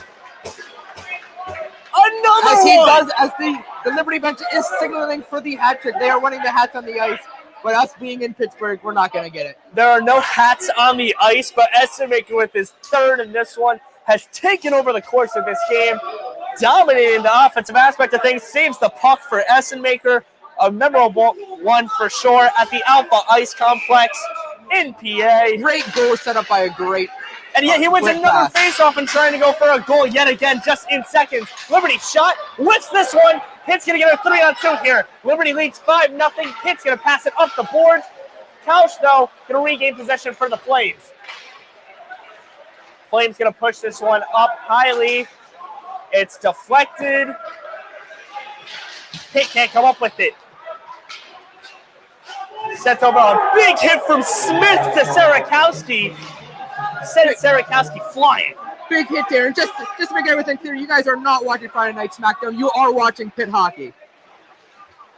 A physical one indeed. And Essenmaker's going to get a 2-on-1 push here. No, nice deflected. Nice poke check. Andreas Foran, the junior poke checker, describes a Swiss Army knife shot. Almost goes for Devin Noose, the freshman rookie making his debut in this one. Tried to go top down on the crossbar, was not able to get it. Almost gets one to go. Liberty leads 5-0, 6 minutes, 20 seconds remaining in this second period. Noah, Pitt's getting their shots on goal, but not getting answers. What do they have to do to try and sink that puck into the net? They're passing the puck around really well, but they need to set up some nice shots. They're getting everything going, but it's not going the way they want to. They need to set up some nice shots, set up some quality opportunities, and not just pass it around and then just throw puck on net. Set something up here. I agree with that one, as Feemster's going to lead the charge for Liberty, met with bodies though from Pitt. Cox dishes this one back, and now we're a little game of back and forth. Jack Casella, now to Feemster. Feemster up the middle to Cox Smith. Cox Smith can't get possession though. Puck trying to get down, but Krupe's going to get a lead charge. 2-on-1, Krupe makes a move, hesitates though, waits too long, won't get a shot on goal. Feemster on the side, finds an open man. Pitt's going to get possession back, receives a big hit though. Schaefer on the side, won't get a big hit from Krupe. Wow! Cox Smith trying to make a move, another big hit from the Panthers. Lots of physicality this period. The grit is being shown. Pitt trying to make a big move here on the wings. Both lines change sides. And Liberty's going to get a 1-on-1 here, possibly a 2-on-1 depending on shot. Finch trying to go end around. Great defense from the Panthers. That's Luke Henderson. Luke Henderson, excellent job holding a 1-on-1 here. Almost shot on the own goal there for the Panthers with Santino Molitari, hoping to reset. Hard shot, though, leads to possession. Bell is going to clear it. Couch is out of the net. Couch finds an open guy on the left wing. and play will continue. Metzlaff pushing it up with bodies ahead. Metzlaff makes a nice move, spin cycles himself. Still with it, but is not able and to. Grant makes a nice save. I believe we have Nico, our silent reporter, down near the rink with some information for us. Nico, take it away. Thanks, Sean. You know, down here courtside, I've noticed a lot of things that I know you two have been talking about up in the booth. First thing, this period has been physical. Players have been banging up all against the sides of the wall this whole period. Second, they've been letting the puck fly. It's been going all over the ice. 25 Luke Henderson almost caught the puck early in the period. I know the game started, so I'm going to send it back to you up at the desk. Thank you very much, Nico, for the great report. As always, as Pitt regains possession, physicality's up even more. Deflected off the referee's skate. Pitt just trying to get it out of there. They need to get a shot on goal here and start scoring some offense. Yeah, Liberty is starting to run away with this one. Still almost double shots and 5 more goals than they have. Sarakowski stopped by Kaush's stick. Leads to a Liberty save. Yet another shot on goal for the Panthers, though. Up 17 to a post 30. Panthers clear it once again. Liberty going to make use of the advantage of the open hole. Grant calling for icing and will get the icing call he wanted. Yeah, that's huge for Pitt to slow down this Liberty offense right now. Take a breather, take a break. Yeah, it's important for Lindsay. Lindsay gets his little breather. Referees telling lines to change now or never. Referee sending guys into the bench. Came on way too late for a line change. Won't get it. Is Versolano. It looks like we're going to get a timeout from the Pitt Panthers. Yeah, nice little stoppage here. Pitt needs to regroup. Try to bring themselves together after Liberty has kind of taken over the second half of this period. Yeah, both teams taking a timeout. Both goalies taking a much-needed break. I mean, if you're Pitt and you're the head coach, what are you telling your team right now? You're telling your team you still have a lot of game ahead of you. You still got a whole period and 4 more minutes. Don't take your foot off the pedal just because you're down 4 goals. Keep going. Keep passing the puck around. Get some shots on net, and hopefully one of them will bounce in and bounce your way. Yeah, down 5 goals now for the Pitt Panthers. They're really going to need to vamp up some offense right around here. Take every shot you possibly can. Hit the deck, hit the boards, hit everything you can in sight. Yeah, the grit and speed need to start coming out here soon. We've seen the grit, but we have not seen the speed recently. It's a great take there, Noah, as both men preparing to face off in the circle. Krupe loses this one to Olsen. And Essenmaker shot just a little high. Ricochets off the glass. That was a very hard shot. Almost a little surprised the glass did not shatter. I thought there. that one was going to shatter a little bit. That was a hard one. Lefty slapper for Bite won't go. Gain possession for Liberty. They still have to clear it out. Deflected off Essenmaker. Essenmaker tries to hit it back. Essenmaker won't get it. Holding a man down. Liberty regains possession. Bite on the left wing. Trying to make a quick push by himself. Tries the ISO. Centers it. Won't go for Liberty. Trying to find DeMars. Will not get it to go. Essenmaker receives a big hit for Bell. And Pitt loses the puck once again. Shot right in front of the net. Grant Helsley regains possession. Lindsay played that puck good there, but Pitt just looked very sloppy on that, running into each other, not being able to get the puck out from in front of their own net. They need to shore up that. This young core needs to shore up their offense. Yeah, I'm seeing a lot of miscommunication, a lot of giveaways, a lot of takeaways from both teams, something that just has not been a positive for the Pitt Panthers. As Cox Smith is going to meet Molatari in the red circle, for this faceoff. Cox Smith wins this one, dishes it out. Slapper from Feemster off the tip won't go. Cox Smith tries to shoot it, deflects it down. Panthers with the deflection. A race for the puck. Looks like Tomac and 9 going at it. Feemster on the left wing, right in front of us, takes a big hit on the left side. It looks like Rotolo and Feemster going at it, trying to regain possession with the puck. And it looks like some of the boys trying to fight for the puck here. Puck is loose. Puck is regained by Pitt. Pitt's got a 3-on-3 even right now. Let's see if they can push the pace here. Molatari leading the way. Finds Feemster behind the net. Loses possession. Regained by Liberty. Liberty is doing everything they can to keep their pedal to the metal, keeping this puck in the Pitt zone for the rest of the 2 minutes and 20 seconds after this period. Pitt trying to find a way here. Just hasn't gone their way. Lines change. Liberty loses possession. Finch didn't know where the puck was, but regains it. Goes cross ice to Cox Smith. Cox Smith a 2-on-1, gives it up to Feimster, who does nothing with it.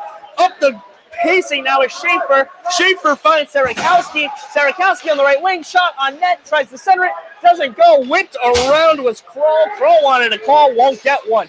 Bodies flying everywhere. Finch with the puck on the left wing. Gonna get a nice move there, but a little too hesitant. Will not take the shot. Pomalero, open net, stop, glove save from forehand, the defender, and he's gonna go across the ice. Lines are gonna change once again. No icing will be called here as both teams make the change. Get some fresh legs out there, get some speed, try to push the pedal of the metal for the next minute 30. We might get icing right here, and we will. Grant Lindsay with the icing call once again. With just under a minute 30 left in the second period.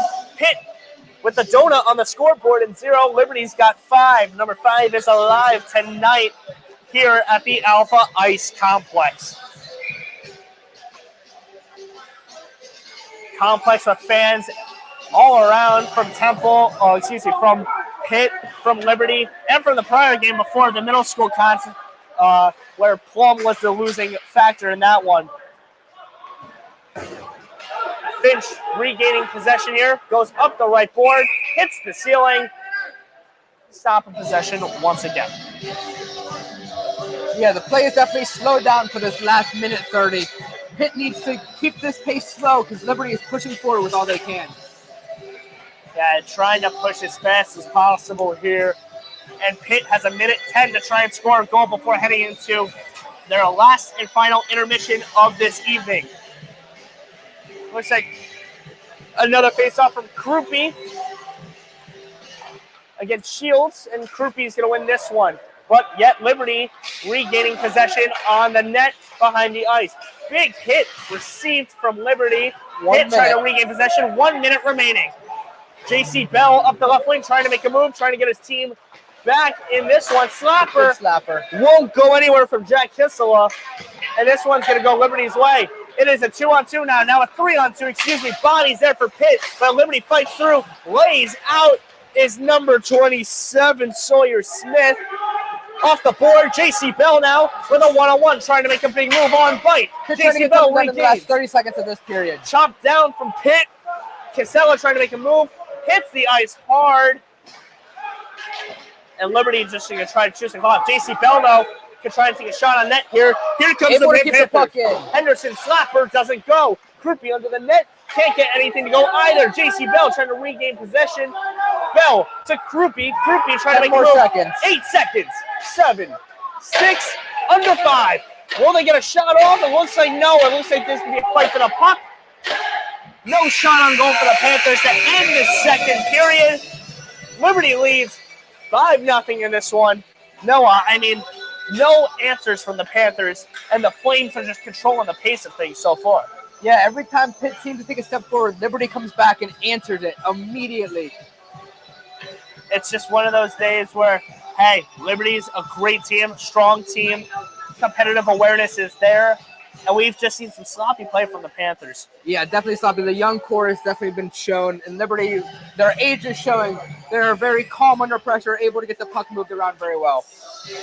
Yeah, we've seen a mix of age coming into play and smartness and awareness really being a key factor, and it just looks like speed has been the key factor. But as we start at the beginning of this last and final intermission to head into period 3, the Liberty Flames continue to control pace in this one with a 5-0 lead. Don't go anywhere. We'll be right back. Welcome to the University of Pittsburgh. We're here in the Cathedral of Learning. Imagine being here in the Commons Room or a national meeting.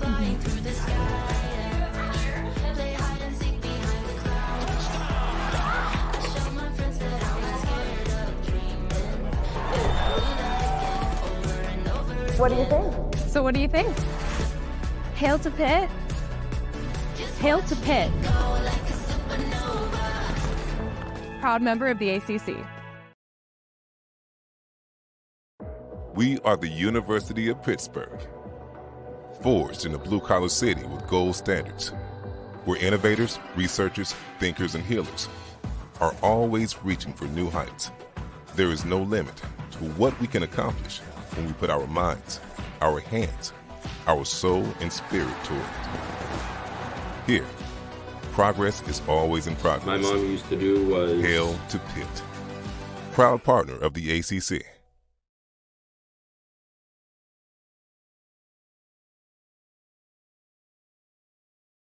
been pretty consistent. One of the things my mom used to do was she used to go to public skates because I was a very active kid. She'd try and make me do activities that would keep me active. So we would go to public skates just about every week. And essentially this kind of became a routine. And over time, as I got older, and this started at about when I was 2 years old. And as I got older, I liked skating so much. So they decided to put me into ice hockey. And ever since then, it's stuck. And at the time, once I had finished high school, I was severely considering switching between do I want to go to college or do I want to play a few years of juniors and see what happens? Eventually, I was very lucky enough to receive a scholarship at the university, so that solidified my path. I started skating when I was 7 or 8 years old. However, I played deck hockey maybe a year or so before then. But after I started, skating when I was in third grade, it's been pretty consistent throughout since that time. Essentially, as the captain, I try and make sure everybody's having as good of a time on the team. All 30 of us get along great, so they make it pretty easy on me. But every once in a while, when the morale's a little bit down or something like that, I just try and get the boys back up. When you actually formally have a letter and your coach recognizes you as one of the leaders, obviously that comes with more responsibility. So when I became captain, I was captain last year, and this is my second year. There's a lot of goals I had for the team. When I joined the team, it was kind of in the earlier stages of transitioning from what used to be not the best program to now, I'd say, one of the better programs in the entire league. We used to be in a league that I think we grew out of. And with that comes, I guess, in that transition period of trying to become one of the best programs in the entire league comes you have to be playing the other best programs in the entire league, one, to get better, and two, to solidify yourself as one of those top teams. So last year was actually the first time we were part of the ESCHL. We had recently switched from our previous league to that league, mostly due to the higher level of competition. We did a great job of capitalizing in those games that we had to win. And we were ultimately able to, one, come out, I think, as the number one ranked team in the league before playoffs. And then just going into playoffs, the boys had a lot of momentum. We had a lot of enthusiasm. And we were essentially able to go, played two very good teams. And I think everybody stepped up to the plate, and we had two very good games. And we won our league. I think a lot of the people, or a lot of the boys, would agree with me that our season isn't going from the start as much as we wanted. I think we've kind of turned things around recently and are starting to trend back upwards, do a little bit better. We had a lot of new guys coming in, a lot of systematic changes that I think can contribute to that. But we've ironed those issues out, and as of recent, we've been doing pretty well. So our teams, we're slowly coming back compared to the slow start we had. I think right now we're ranked 25th. Rankings usually come out Wednesday, so it changes. And I anticipate us only going upwards from here. This year, I think we're really trying to focus on, putting together, because we have put together such a good group of hockey players, kind of obviously making, the national tournament first, but then making a legitimate, solid, and deep run into the tournament. I think this past year, we were able to achieve our highest ranking, which was number 9. And I don't remember exactly off the top of my head, but I think that's what it was. So I think a pretty big one would be to beat that ranking. That was the highest the program's ever been in the history of the program. And obviously, just like any other team, I think our goal would be to win a national championship. But I think all of our guys, especially our freshmen and rookies in general, have been able to really step up and are now playing a vital role in our team.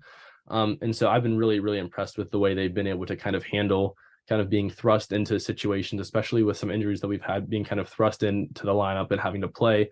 I thought they've adapted really well. And I think a lot of them are, really contributing and helping and playing a big role in our team. Compared to other years, I'd say the team we have this year is, the best way to describe it, I would say, is we have a lot of potential. We have a lot of skilled guys, including a lot of the new guys. We have a very solid, I'd say, veteran core of guys that know what it takes to win. We always are expecting, more of ourselves. And so I think that has, in the good sense, allowed us to, all like set our goals even higher. And that kind of, at that point, it's more or less the next thing we can do is kind of just continue to move up the rankings and move deeper and closer to number one. So this year, similarly, like I said, our main goals are, one, probably trying to beat the highest rank we've ever had. I think that would be very cool, especially for me, this being my last year. I think that'd be an awesome experience to see what the program has come from when I came here to now. Another one, obviously, is win the ESCHL championship. I think that would be a very, very big goal for us to achieve. Like I said, a lot of very good teams, a lot of good competition, but it's nothing I don't think we can compete in, and nothing I don't think we can win in. And then finally, like I said, is win a national championship. But as is with any other team, that's their goal. So this makes it the hardest one to achieve. But I'm always hopeful. I always believe in the guys we have out there. I think our 30 versus any other 30, I'd always take the boys I have on my side.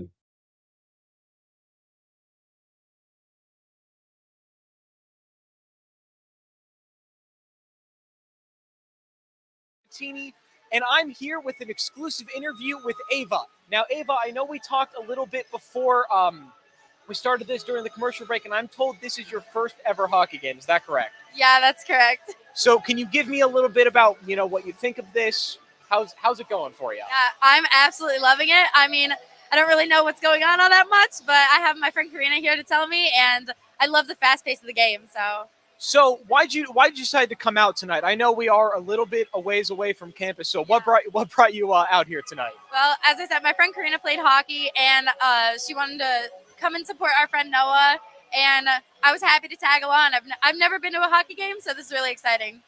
And I know, again, from what we were talking about, you said you're an athletic training major. Is that correct? Yeah. So can you tell me a little bit about what that does? If you've noticed anything watching this game that you may take back into the classroom with you, stuff like that? Well, a lot of the injuries out on the ice are most likely just like impact. So it's really exciting for me to watch something that I might be able to help with someday. So that's really cool.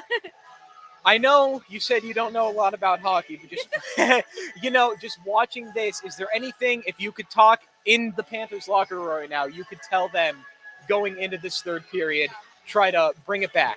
Well, I've learned about offsides and icing it. So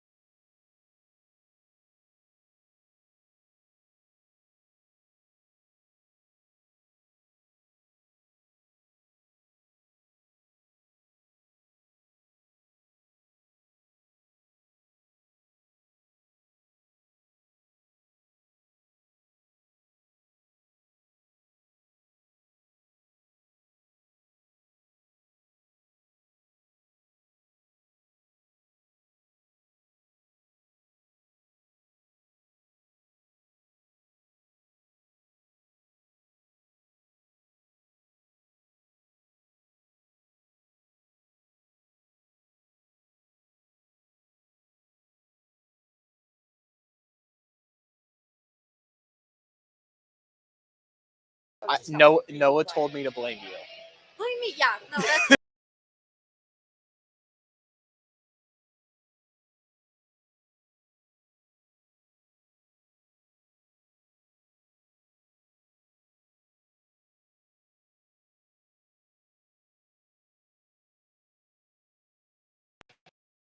Sorry about that. We had a little bit of technical difficulties. I'm back here with Ava. Ava, I'm going to ask you one more question.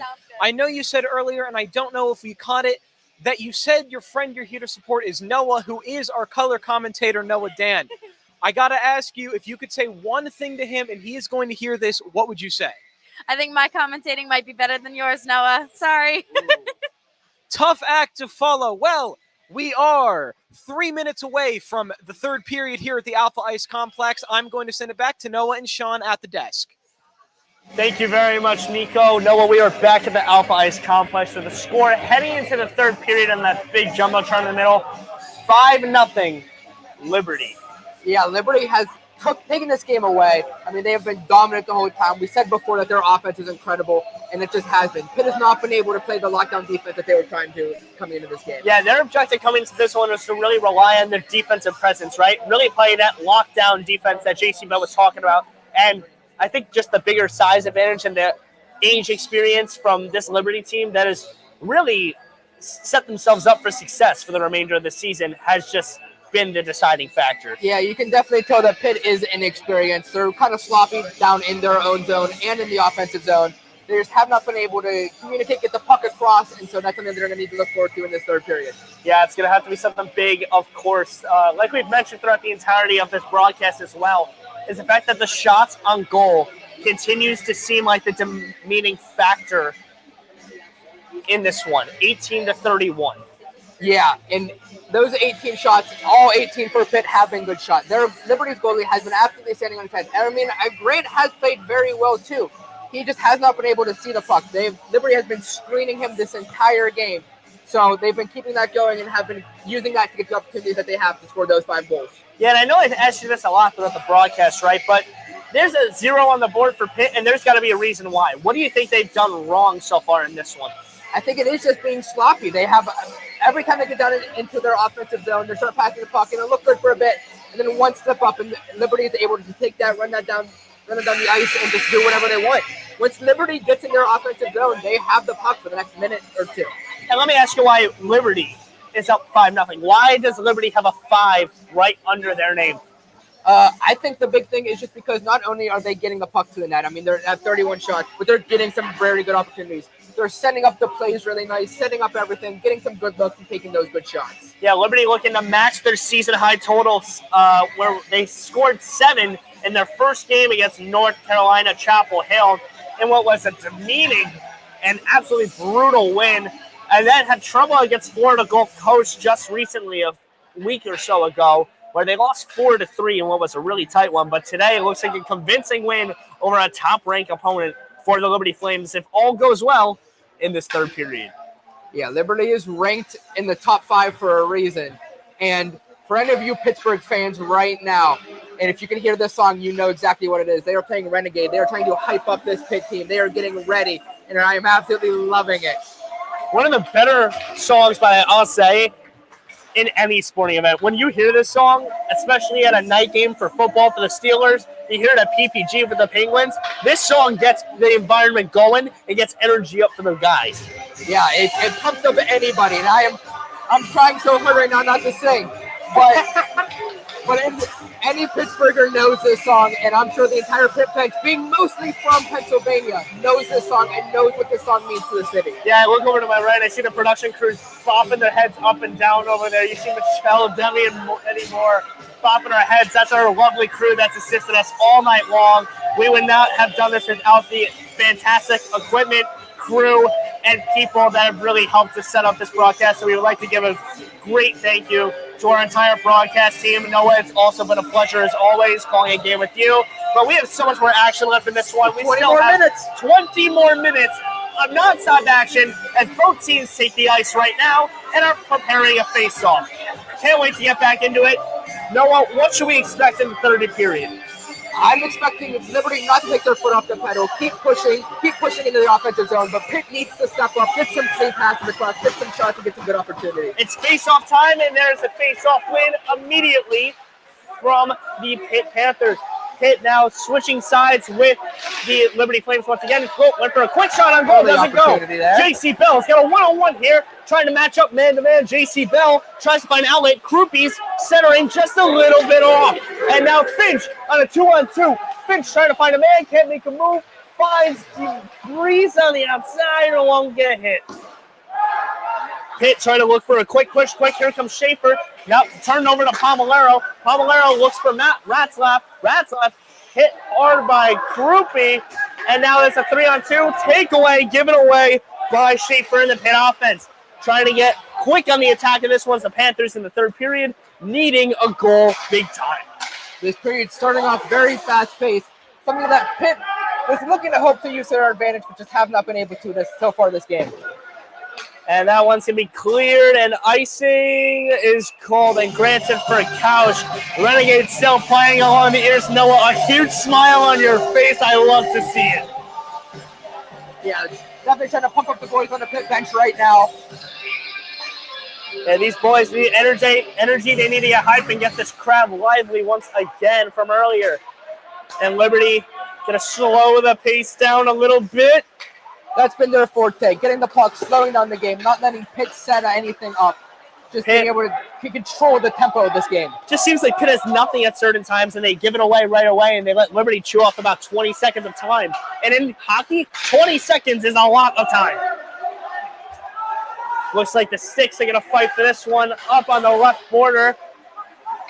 Centering feed, Cable won't get it to go. Off the right pad. Nice save from Grant.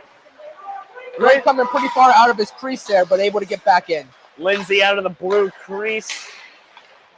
Trying to see what he can do here. Slap shot once again goes wide. This one for the Flames. Regain possession from Liberty. Cable receives a big hit. Calendar moving back a little bit, and here comes Pezo leading the way. Another save by Couch. Couch now quietly letting the lines change for the Liberty Flames. Flames now offense is in go. The push has begun on the right. Shields get him out with a body or two. Shields hit hard on the border on the plastic glass by Molitari. Pitt trying to regain possession, get it out of the zone. This one they thought was going to go out of play, but gets regained by the Flames. This one, jet down. Panthers almost had a push there. Molitari almost had it. And the Panthers do regain possession here. It's a full-blown, fast-paced period just to start out. Tausch with a nice giveaway save. No glove needed. Panthers tripping over one another. We got a 3-on-1 push. Let's see what they do. That we talked Shot about. up the right window. Cheese is not good there. Non-stop action so far from both teams in this third period of a contest at the Alpha Ice Complex in Hummer, PA. Let's see what happens here on the left winger. Hard fought battle between Daniel Kroll and Cox for Liberty. Fighting for possession is Pitt and Liberty right behind the Liberty net. This one, Slapper, Joel tried to get tipped in by Sarakowski. Couldn't get it to go. Never saved yet by Couch. Couch is 19 for 19 on saves on the night so far. Hoping to increase that total even more as he's done so far in the third period. He's played absolutely incredible this entire game, making saves, making the opportunities for Pitt near zero. Krupe tripped a hard hit from the back, received by Molitari. Nice give and go from Bell. Bell to Krupe. Krupe shot. Ooh, almost got Couch off his feet, and we got a man down in the Liberty end. Another save made.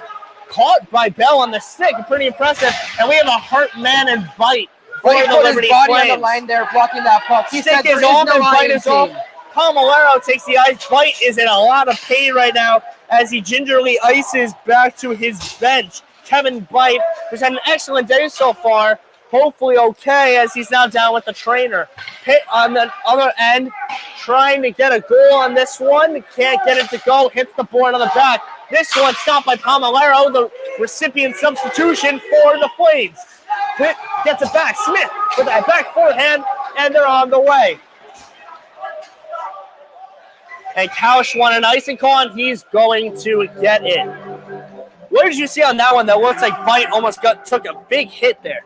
Yeah, he actually blocked the puck there. He put himself right in front of the line and said, I'm not going to let this puck get through. I'm going to stop it myself. I need to give Couch a little bit of a break. I'm going to block this one for him. Took it at what cost, though? Now down with the trainer on the side, with coaches at his side. Hope he's okay. Broken stick on the ice, completely shattered. Cleaned out the stick of Bite. See now, debris throw in the middle, and there's a giveaway. It's a 2-on-2 now. Coming with the push is Bilski. Bilski finds an open man. Tried centering feed, won't go. Liberty back with aggressive play. Pitt won the puck back. They get it back. Josh Ritt. I can feel the trying breeze to make from up something here. out of nothing. Pitt tried another centering feed to Rip, and that one's not going to go for them. Rip just a shallow end to Palmolero. fighting for possession. A big hit made by the net by Pezo. Pezo really got to get his offense going here with just under 15 left in this contest. Pitt did a really good job there moving that puck, but was not able to get any opportunities on the net. Liberty, their first time back in pit zone in a long time, and here's a big change of plans here. We're going to have a 3-on-3. Pass is not seen by Tomac, and that one's going to go way too far. Couch gets that one away, but takes a big hit. Pabellero on the left wing. Pabellero goes up the chart, finds an open Finch. Centering feed won't go. Olsen finds Finch. Finch went for the centering, doesn't go again. They wanted a penalty. The pit bench, they're not going to get one. Delayed penalty here, so they are going to get the one. Lindsay to the and bench. there it is, you're right. Looks like a tripping call, just depends on hooking who. call there. Hooking on number 7. The Liberty has been killed by the penalties in this contest, but yet have shut down the power play. So, nonetheless, it's not the worst thing in the world to really want to get physical right now and let the Pitt offense try and explore a little bit of maybe score going in the top corners.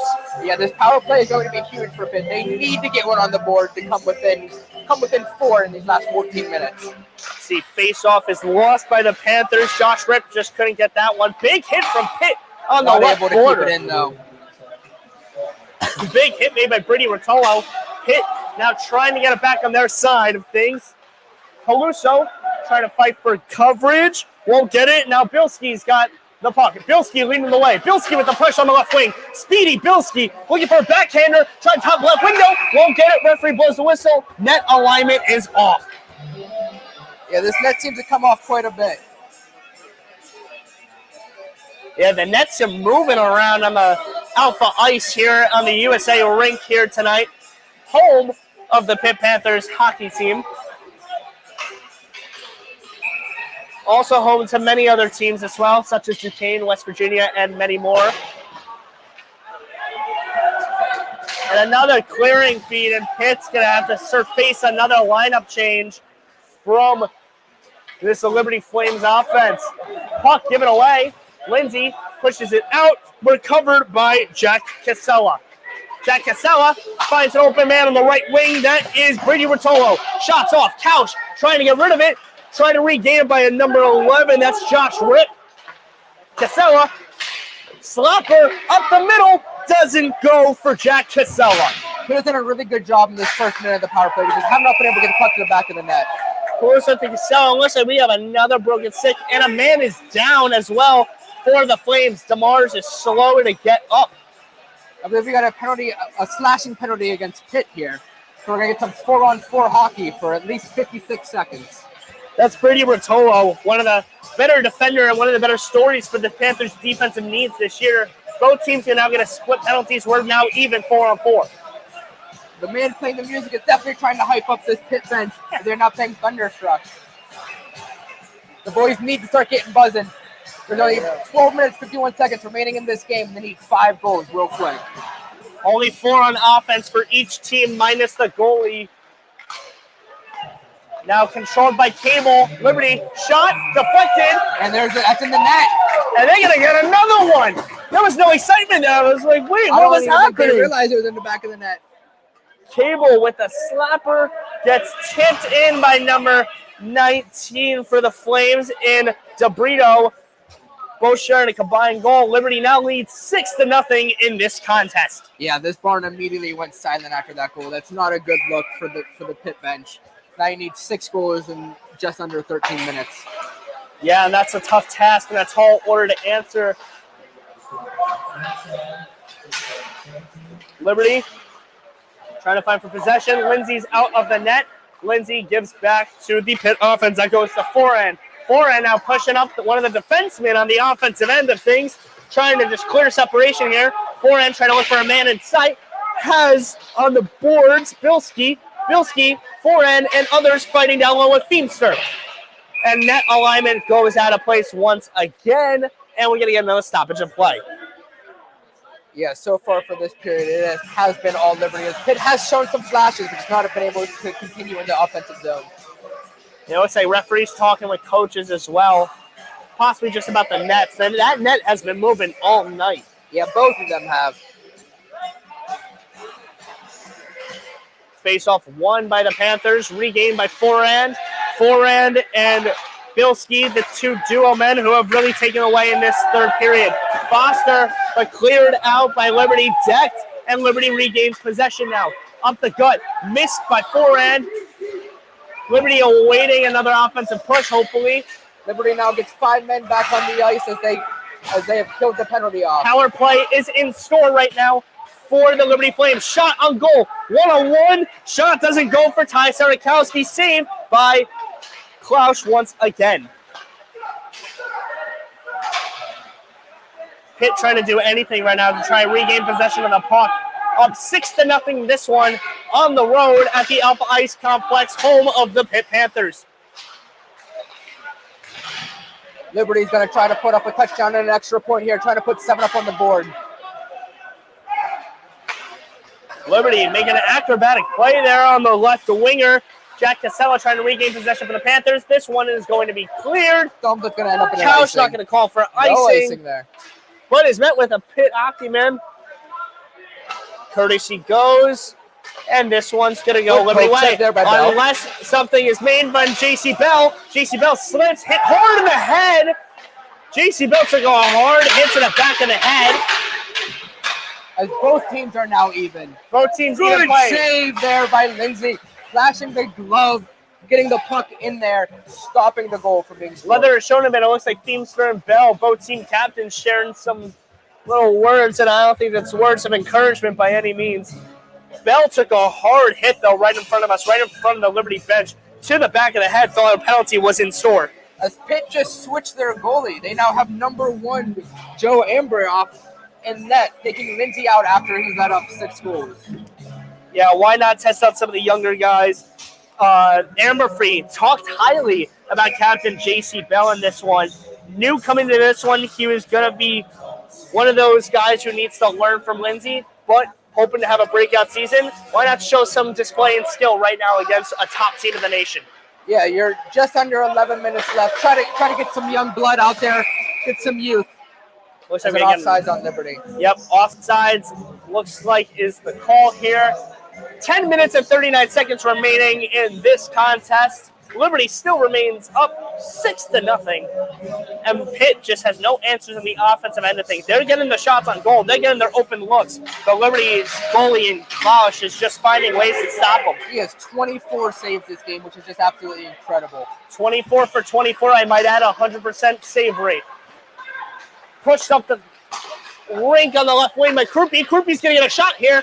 Net's moved once again by the goalie, though, this time. There's just another example of Pitt being sloppy and making mistakes. J.C. Bell had the chance, but weren't able to. J.C. Bell trying to make a move on 2 men, won't get anything to go there. Sawyer Smith trying to regain possession, finds Krupe. Krupe gets a nice forecheck from Feemster. Krupe's got no one there, and regained by the Liberty Flames. DeMars now pushing on the right wing, 1-on-1 here. Finds Smith on the right wing and gets nothing to go. Fighting for possession on the right wing. Olsen comes up with it, had an open look, didn't take it though. Here comes the big punch from the Panthers, hopefully. It is a 1-on-3. Bilski, the speedster, finds Feemster and won't get anything to go. Slow and patient offense from the Liberty Flames, just like a bunch of sharks coming at you at once, slowly waiting for their prey. As there's 9 minutes and 30 seconds remaining in this game. If Pitt wants to win this game, they need to hurry it up and get something going. Ambafree with a pretty nice save there, but Liberty's defense regains possession. Feemster just going with a little back and forth action here. Kalendick finds Olsen. Kalendick's going to regain possession, one of the leaders. Kalendick score! Won't go.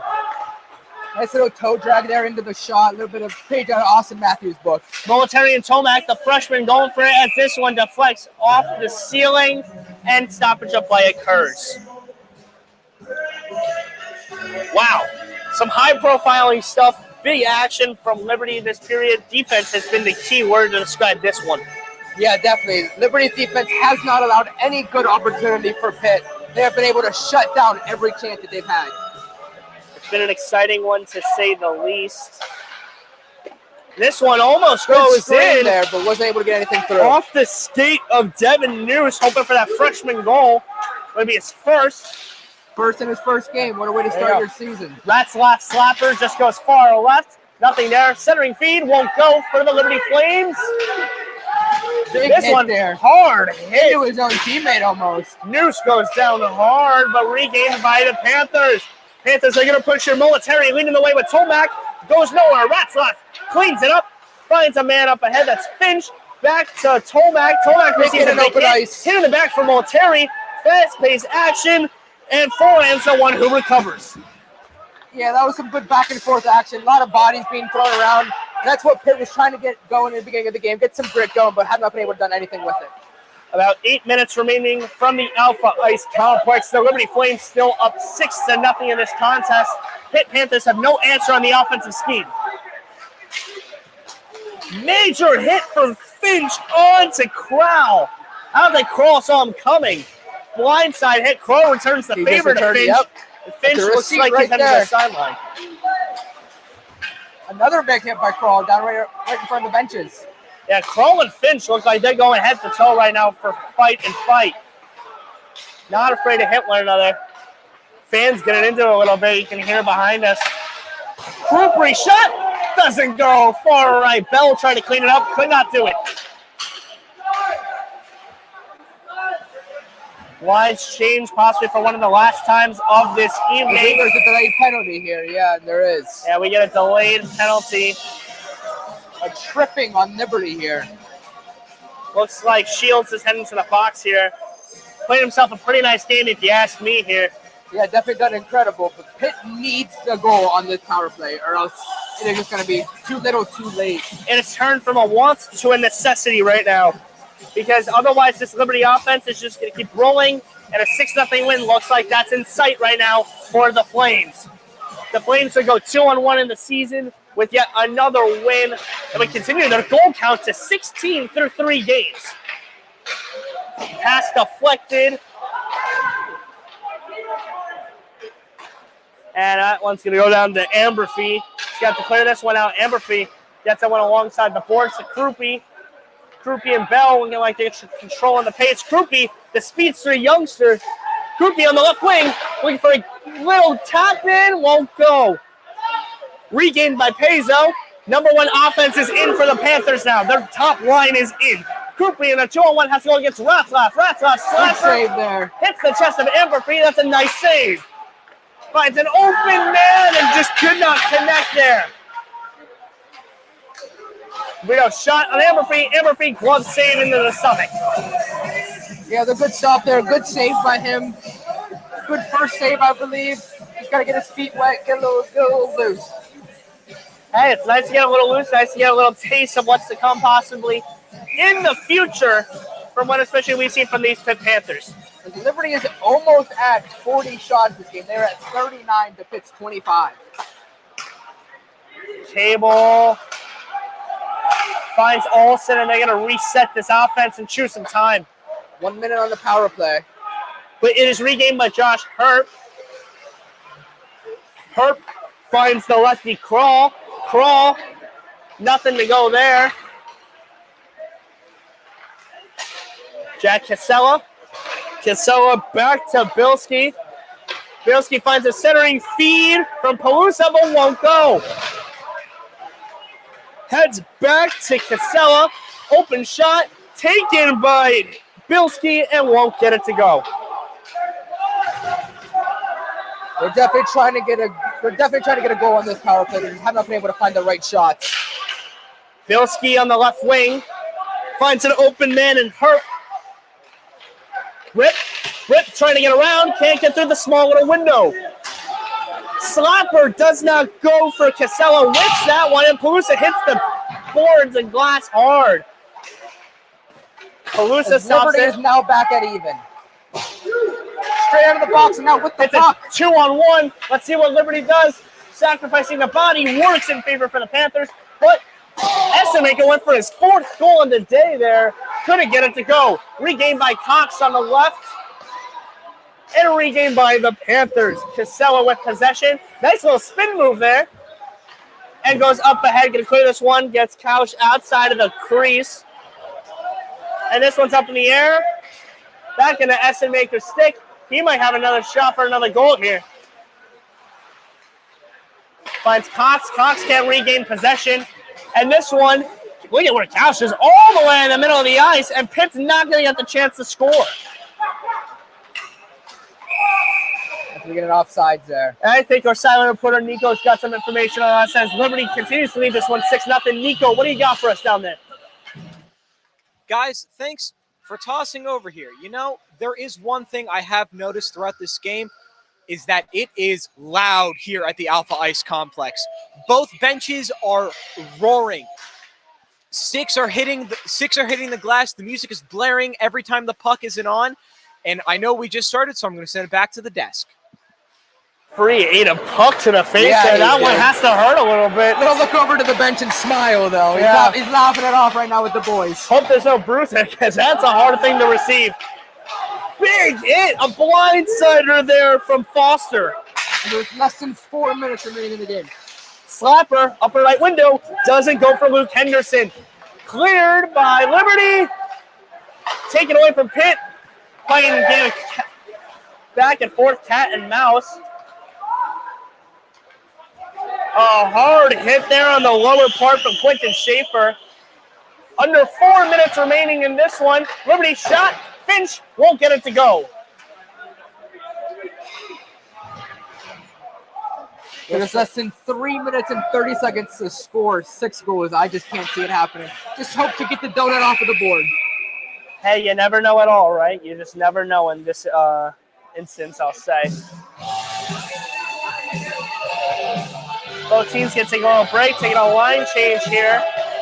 Physicality remains the same, but Liberty now moves to 40 shots at goal on the night. That was just absolutely incredible. And yes, Pitt has let up 6 goals, but to make 34 stops is still impressive. Yeah, 40 shots on goal is insane. And we're going to get another penalty as Liberty's going to head to the power play. Excuse me, Pitt's going to head into the power play. Liberty gets called on the penalty there. Yeah, after the power play, there are only 1:21 left, so we really need to see them go fast here. See what happens as both sticks meet in the middle. Pitt's going to take advantage of this one. They get the win there. Casella takes a slapper, goes high, and they can't get a tip. Glove save into the chest by Klaus. Klaus has played out of his mind for this entire game. It has been incredible. Let's see who meets in the middle this time. It's going to look like Rip and Shields, both the sticks, are underway. Shields gets the face-off win outside of the penalty box. And this one's cleared to Amberfee on the hit opposing side.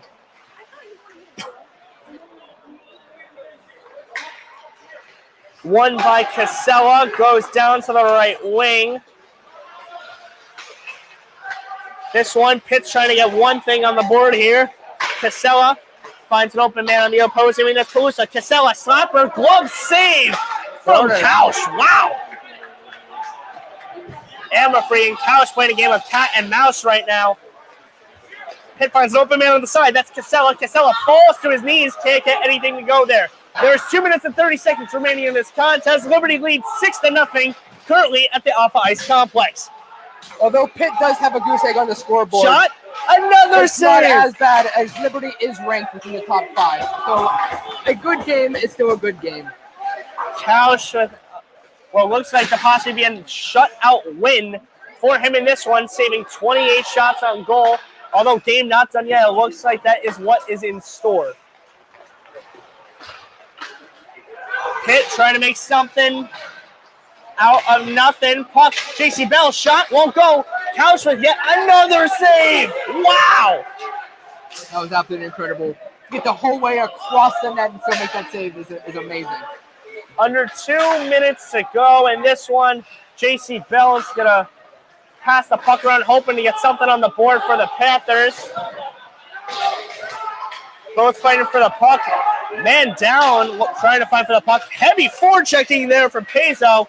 That's the grid that they've been trying to get all game, but have not been able to go. Went for a centering feed. No one was there from Tomac's pass. This one's back cleared. To 5-on-5 hockey. 5-on-5 hockey. 6-0 lead for Liberty. Panthers going to try to get on the board at least once throughout this contest so far. Went low was Krupe, and Liberty looks like they're just going to try to chew clock and clear this puck. They go with the Feemster and a 1-on-2 push. Can't make a move. Less than 1 minute remaining in this game. Pitt just needs to get one on the board. Get one on the board, you can say you scored against the top team in the nation. There you go.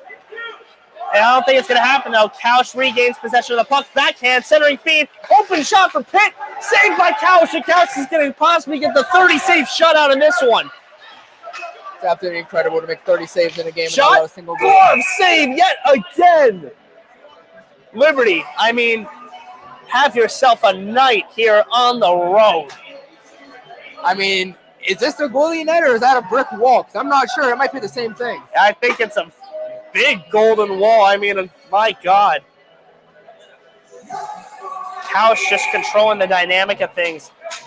With Pitt is just not looking up to give up hope. They will not stop believing. 35 seconds remaining on the clock in this contest. Shot is whiffed by Brady Rotolo. We're down to 30 seconds.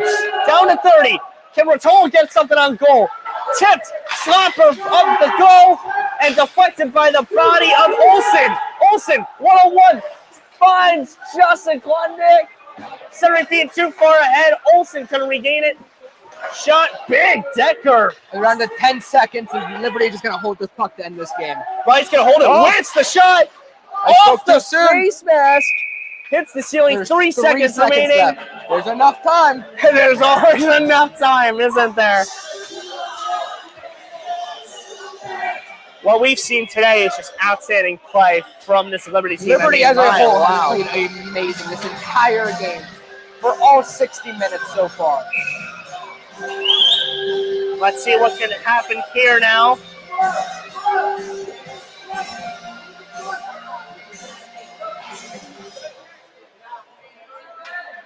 See what can occur here.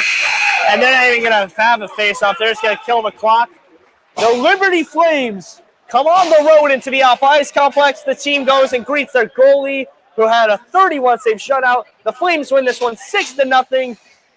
Noah, you and I will be right back to cover some post-game talk about what we saw from this game. But in the meantime, we're going to head to a quick break. Flames on top in this one, 6-0. The great offensive season continues. Welcome to the University of Pittsburgh. We're here in the Cathedral of Learning. Imagine being here in the Commons Room or a nationality game.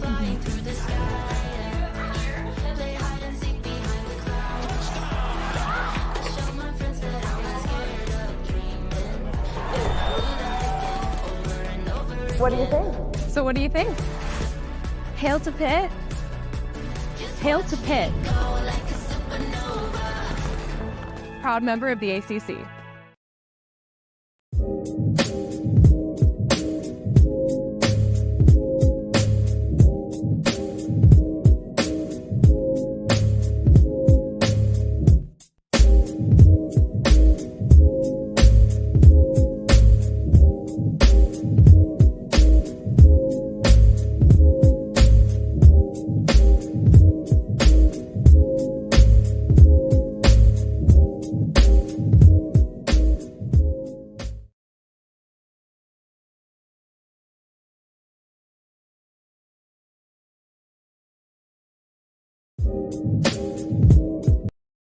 We are the University of Pittsburgh, forged in a blue-collar city with gold standards, where innovators, researchers, thinkers, and healers are always reaching for new heights. There is no limit to what we can accomplish when we put our minds, our hands, our soul, and spirit toward it. Here, progress is always in progress. Hail to Pitt, proud partner of the ACC. I'm Nico Bettini, and I'm here to kick off your post-game show. Though this game may not have ended the way the Panthers expected to, with a 6-0 loss to Liberty, there are a few things, if you're heading to the film room, I think the Panthers should watch out for. First of all, you got to capitalize on the power play. When your opponent's down a man on the field, you got to kick it up a gear, turn on the gas, and try and get some points on the board. Second, physicality. We saw a lot more of that in the second and third periods, but you got to be more physical. Hit the guys, get the puck where it's going, try and make some scores. A special shout out to Pitt's goalieing unit. I believe Liberty had over 40 shots on goal tonight, and only allowing 6 in. That was a pretty good thing from our goalieing unit. That's all I have from our recap of the game. I'm going to send it up to Noah and Sean, who had the stars.